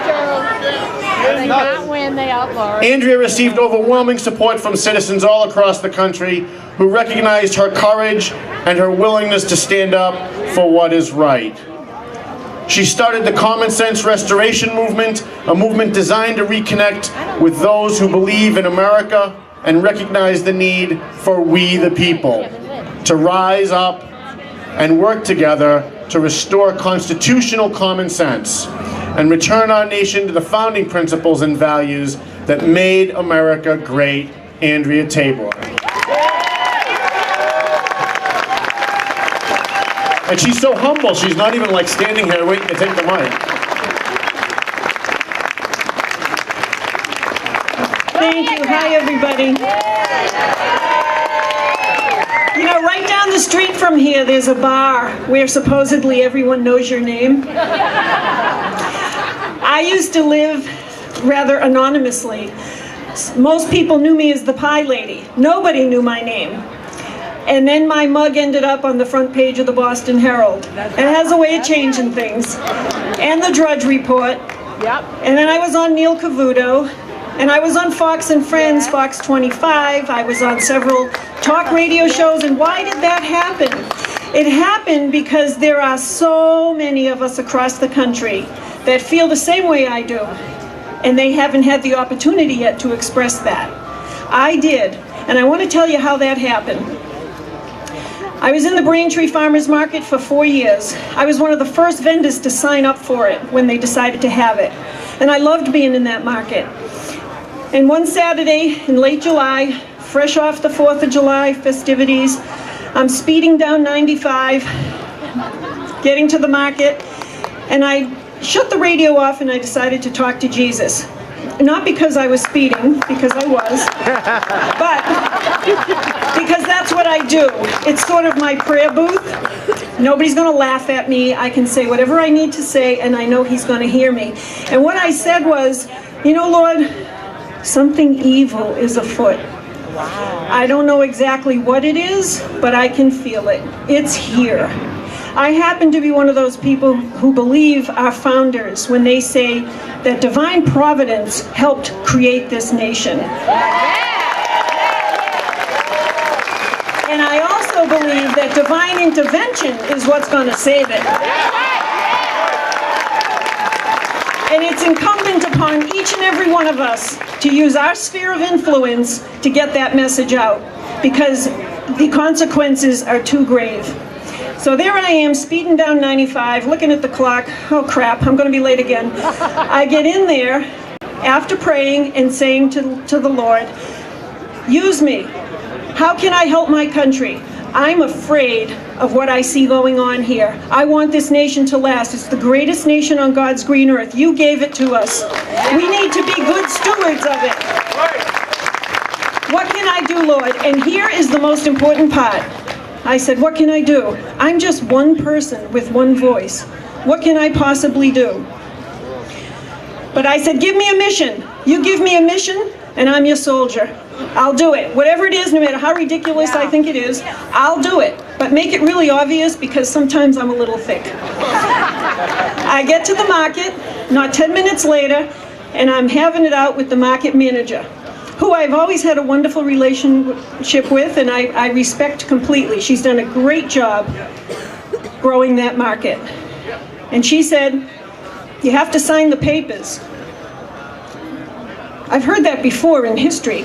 And I said, I will not sign the papers. And the papers were the papers that said, I agree to take EBT tokens. They scan the card and they give the people a token. They come to your booth, give you the token, and it's like fake money. Then you turn it in, and a week later or something you get your money from those sales. And I said, I prefer real money. I'm just going to take that if that's okay with you. And they said, well, we're going to have to work something out. And I said, let's make something clear. When this market started, you sent out the paperwork that said it was optional. They encouraged everybody to take the EBT cards, and a vendor could opt out at any time. So I'm exercising that option. I'm opting out. And she said to me, well, you know, you're the only one. And I said, well, then shame on the rest of them. So she said, we have to work something out. And I said, you said it's optional. I'm opting out. We just worked it out. Enough said. I said, you know, there are a lot of things in this world I don't have control of, but I'm still the captain of this ship, and I can sail it right out of here just as easily as I sailed it in. It'll take me 4 seconds to pack these pies up, and I'm gone. Oh, no, you don't have to be like that. We'll have to work something out. You already worked it out. I spent the day at the market, went home. The next morning, I'm watching Fox and Friends, and I'm sorting laundry, and I hear this woman talking on the television about EBT abuse in the state of Massachusetts and her efforts to reform it. I said, this cannot be happening. I looked over, and there's this gorgeous woman who's Shauna O'Connor. She's not only beautiful, she's a Republican, and she's from Massachusetts? What alternate reality have I found myself in? There is hope. Yes, there is. I didn't call her. I emailed her Monday morning. Within 20 minutes, my phone's ringing, and it's Shauna on the other end of the line saying, "What's going on?" I told her what was happening in Braintree, and she asked me if I would be willing to speak with Chris Cassidy, the reporter from the Herald who covers the State House, because he's covered this story about EBT. And the rest, as they say, is history. Now, I also want y'all to know that I'm not going back to that Braintree Farmers Market. We aren't either. And it's not because I don't like the market. I have a lot of very solid support in Braintree. The customers are awesome. But Sustainable Braintree, that manages the market in their infinite wisdom, in the midst of all of Shauna's efforts and all of her publicity on the radio about all the, I think it's over 47,000 people on welfare in this state alone that we can't locate, they have decided in the midst of all the waste, fraud, and abuse that this would be a good time to make it mandatory and require all the vendors to participate and take EBT if you want to be in their market. And that is a regulation with which we simply will not comply. That's right. Yeah. So here I am, an independent business person who, strangely enough to them, finds it extremely offensive that they think they have the authority to dictate to any small business what forms of revenue they will accept. There is no state or federal law that says I have to take EBT. Who the hell are they?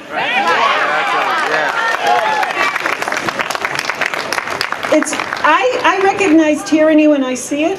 I recognize overreach when I see it. And I move very quickly in the opposite direction.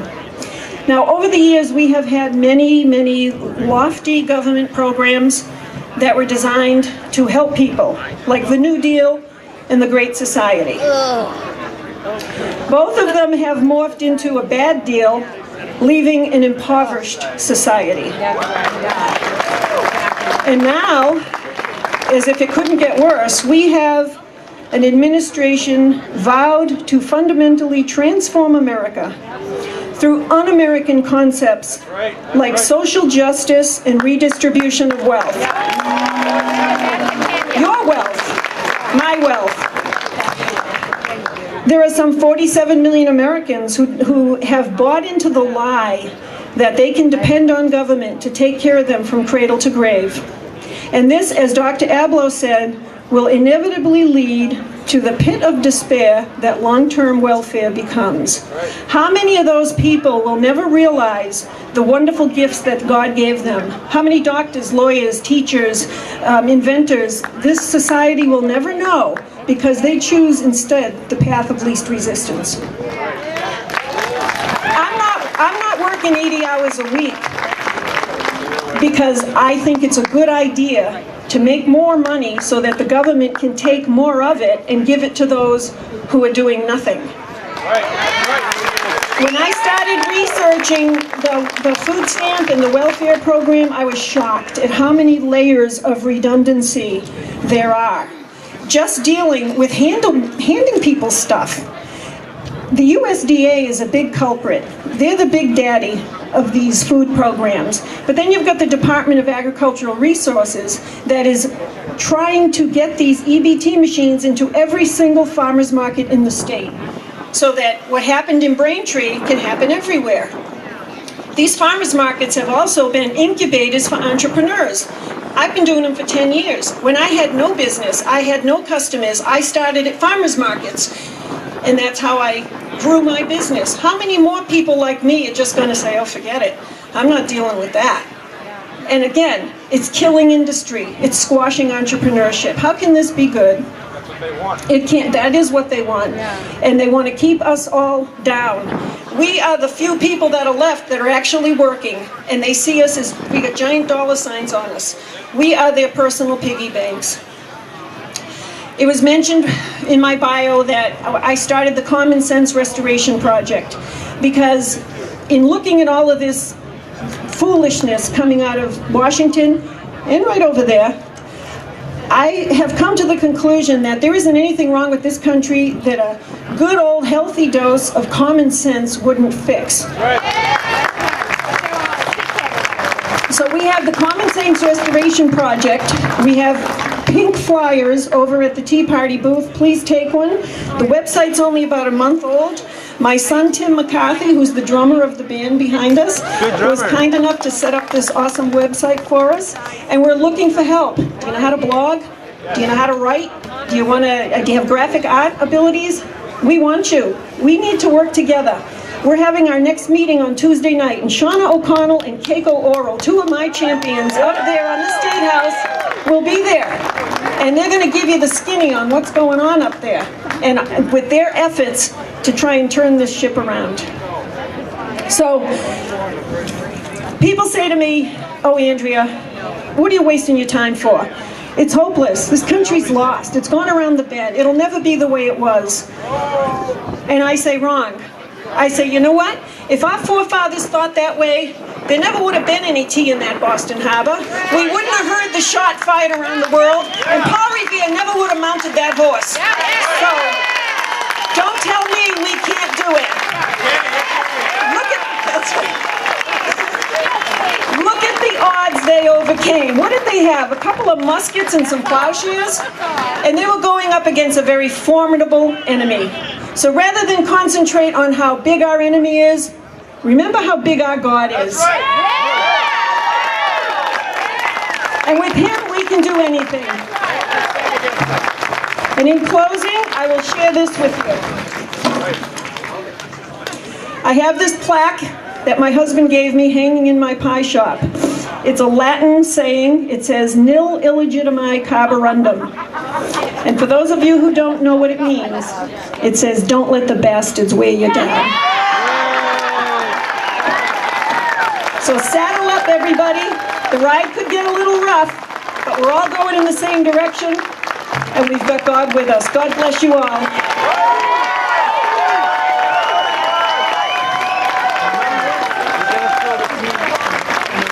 Do you have an Andrea table on? Now we've got two speakers left. And I don't know about you, I didn't run this by Christine because I'm kind of rogue. You guys, anybody who knows me knows I'm a little rogue. I'm a radio talk show guy. But I think after our next two speakers, what do you guys say we just storm the State House and chant no more taxes? I mean, they're there anyway, and we're here anyway, and there's no reason why they shouldn't hear what we have to say, because we are the people.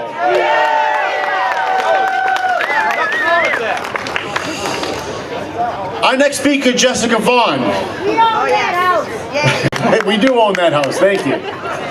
You know, one of my mentors in this business, whenever I'm not sure what to do, I always look to see what State Representative from Andover, Jim Lyons, has to say.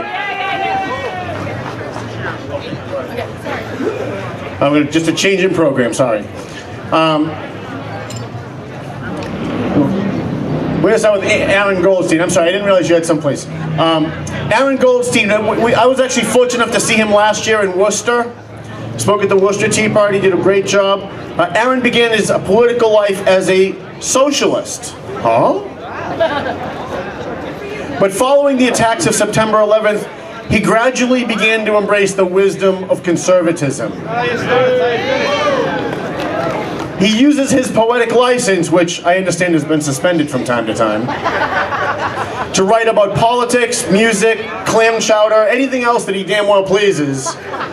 He was born in Canada, and Aaron has lived in Boston for over a decade, and he is a true Tea Party patriot. Let's give him a Tea Party welcome for Aaron Goldstein.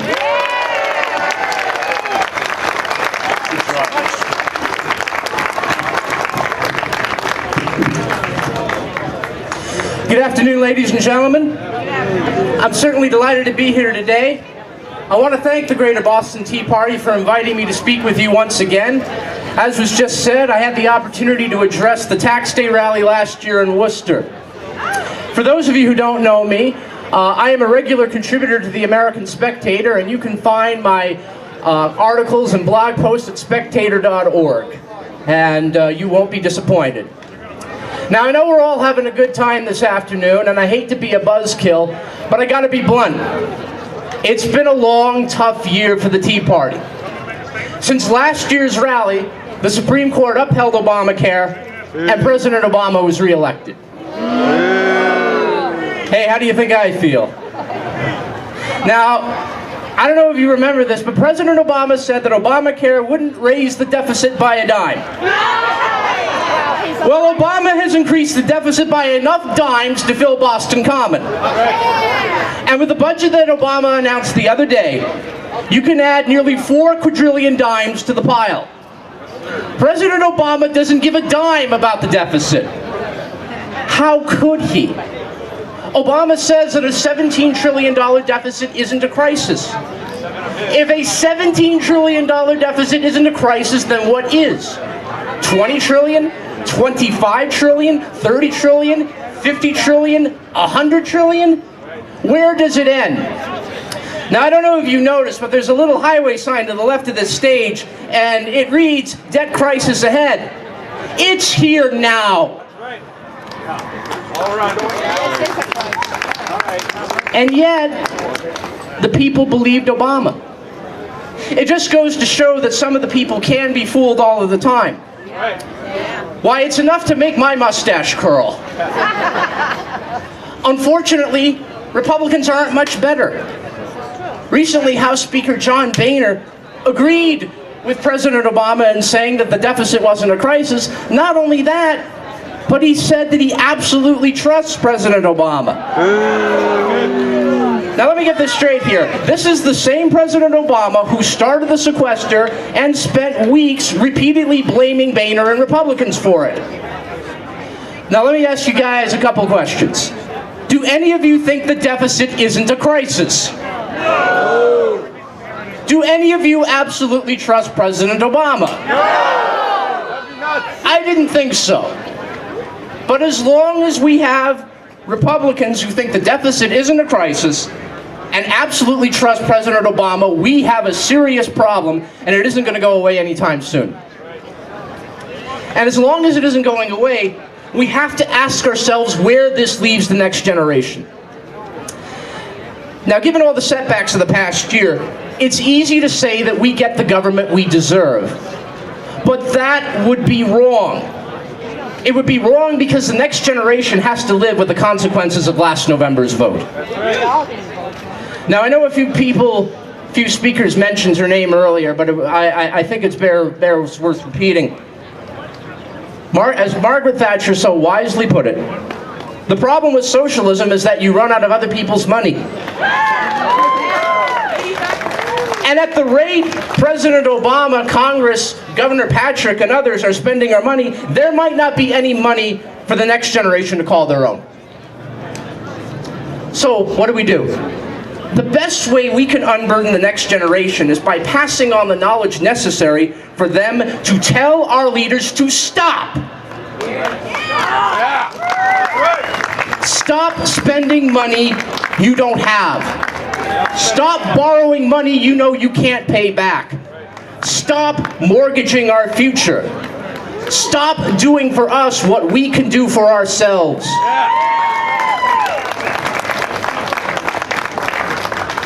Now, I won't leave you with any illusions. This will not be an easy fight.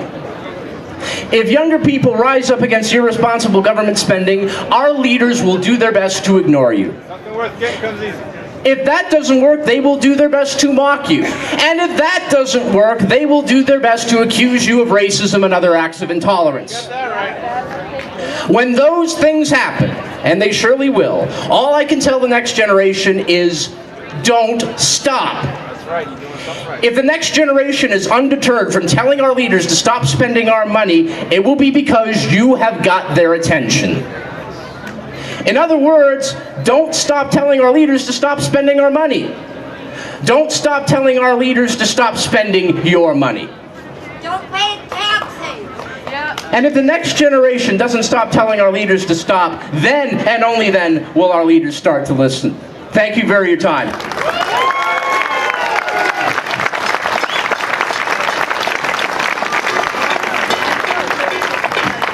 How about Aaron Goldstein? You know, it was just pointed out to me by somebody that, put my cigarette out. They're going up on our cigarette taxes, by the way. You'll notice that when they go up on the cigarette taxes, they say, oh, we're going to only use the money for poor people who have emphysema, so we have to raise the cigarette. And then they take it and they raid that money and they blow it like they blow everything else. And that's why we're all against taxes in general, isn't it? And so someone just said to me a few seconds ago, you'll notice that this is the first Tea Party rally that we've ever had where there were no protesters, no boos, no Occupy, nobody standing up and trying to shut us down. And so you guys ought to give yourselves a round of applause for being one of the best audiences we've had on this Common ever.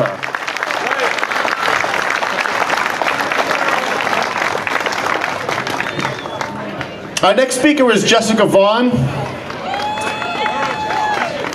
Recently, State Representative Jim Lyons, one of my mentors and a very good friend, discovered that Massachusetts spends a shocking $93 million, your taxpayer dollars, on health care for illegal aliens. Why? And by the way, I want to thank Jim Lyons for being the one of the entire State House and Senate, the only guy that stood up and said, I'm going to occupy the State House and I'm not leaving until I find out how much of our tax money is going to people who don't belong here. Right. So thank you, Jim Lyons.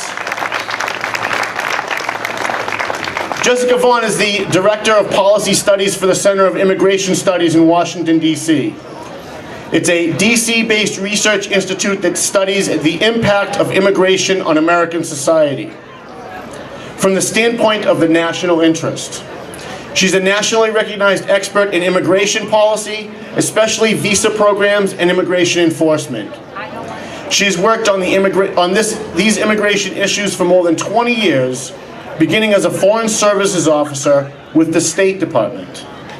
This year, she was honored to testify at both the United States House and Senate Judiciary hearings that launched congressional deliberations on comprehensive immigration reform. Please give a wonderful Tea Party welcome to our final speaker, Jessica Vaughan.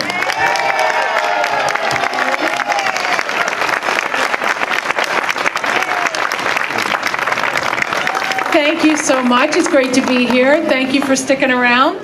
Thank you. Now, there are some people on the other side of the immigration issue that have started referring to me and my colleagues as the bitter enders. Yeah! Because we're going to fight for this till the bitter end. Well, thank you all. Today I really am the bitter end, I guess, to the speaker's list. But thank you all for being here with me, and I hope you will stay with me and my colleagues over the next few months, which are going to be absolutely critical on the immigration issue in terms of defending our sovereignty, defending our democratically enacted laws, and defending our children's future. This weekend is the calm before the storm, because we are told on Tuesday the gang of 8 senators that have been putting together, meeting in secret, talking only to their favorite special interest groups, are going to release the big comprehensive immigration reform bill on Tuesday. This is, that's right.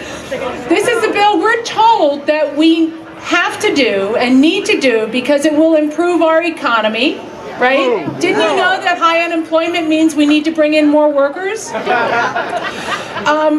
We need to do it because we're incapable of enforcing our immigration laws, even though a lot of places like Arizona, Georgia, and even Rhode Island next door tried it and found out that it can be done and it works. Mexico enforces theirs. And Mexico enforces theirs without any problem. So do a lot of other countries.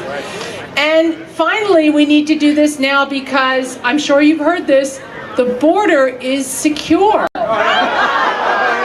Normal or nuts? Yes, thank you. Don't believe the lies. So,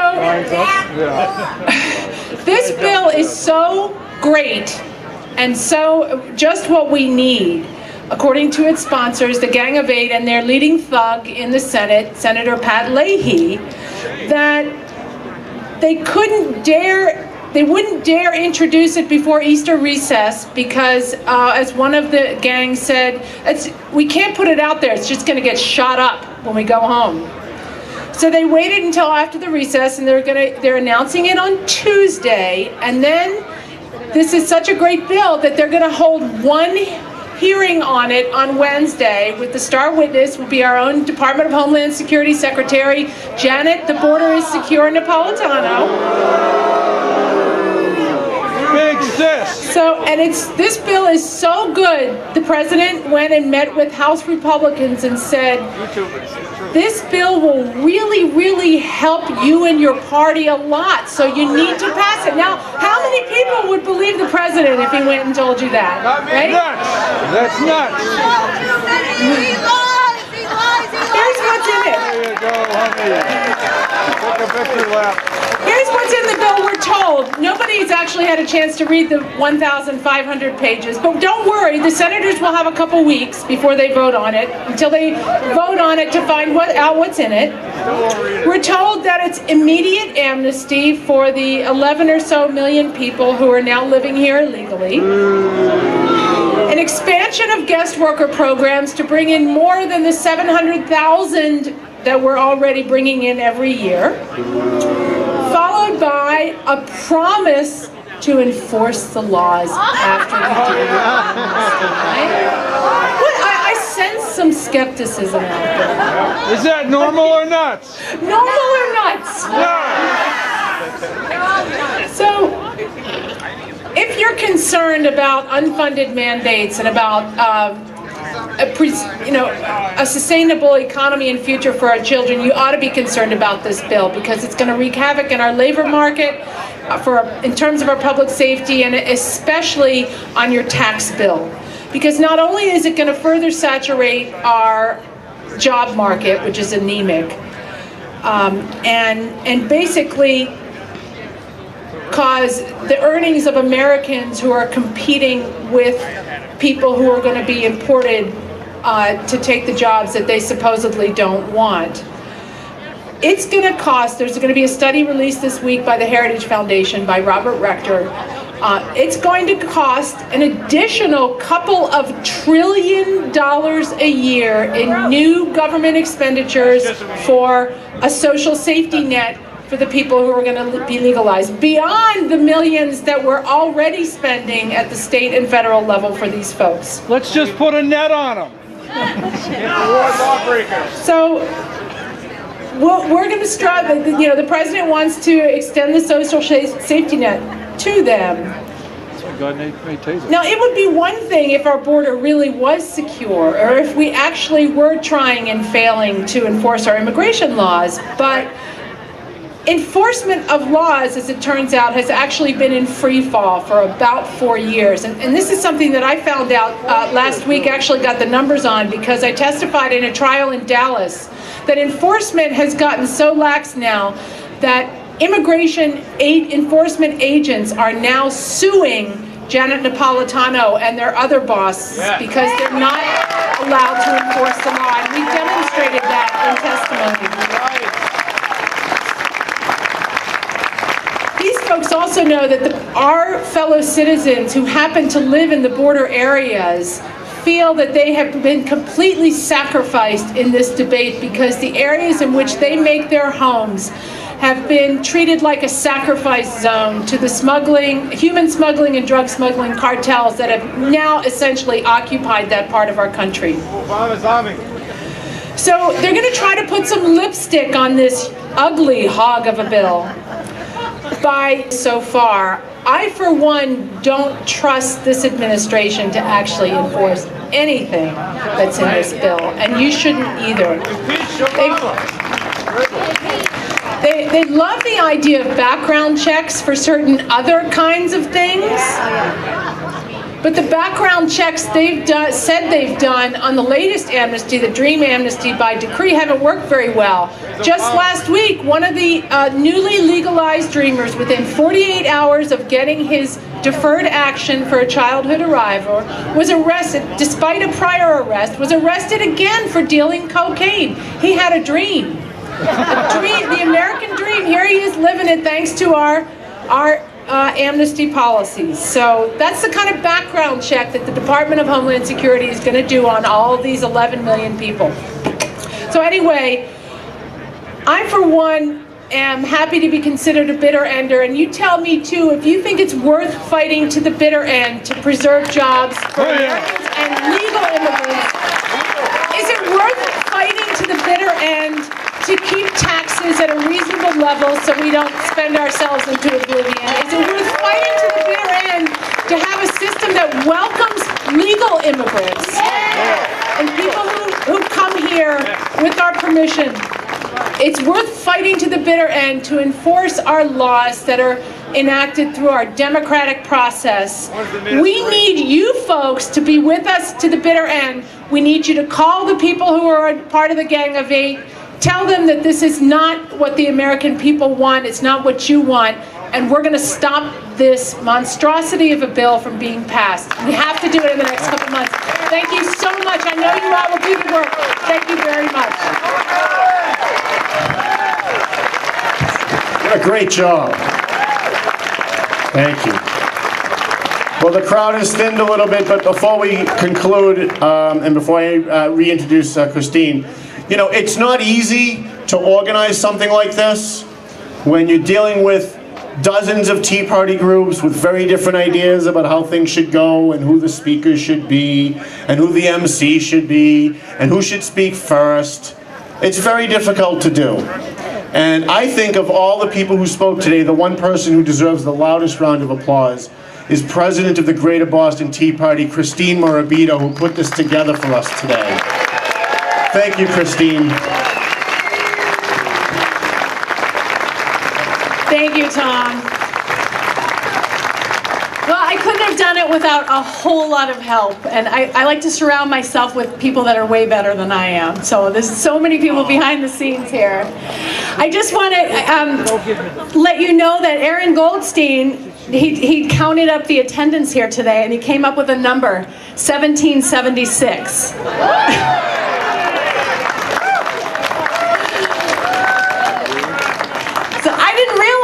That we had no protesters here today until Tom mentioned it. The police have told us that they're actually kind of bored.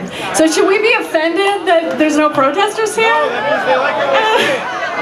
What's going on? I think Hempfest is over there. So I just want to, again, thank everybody. Thank everyone on the steering committee, the volunteers, the speakers, the band, People's Blowback. I didn't know if they were still back there. Oh, there they are. All the state Tea Parties that have helped us out and supported us throughout this whole thing. Thank you so much. Again, please visit the organization tents over here and the Greater Boston Tea Party tent in the very back. And I understand there's some interest in doing a march over to the State House. Is that true? Okay. Well, we need a volunteer to lead it. Mike Vermont? Yeah? Okay. You want to do it now? All right. I just want to tell you, Todd Feinberg was supposed to be here today, and unfortunately he wasn't feeling well. He's a great speaker and we love him, so we hope he's feeling better. Thank you again for coming out. I guess we're going to do the march pretty soon, and have a great day. Thank you.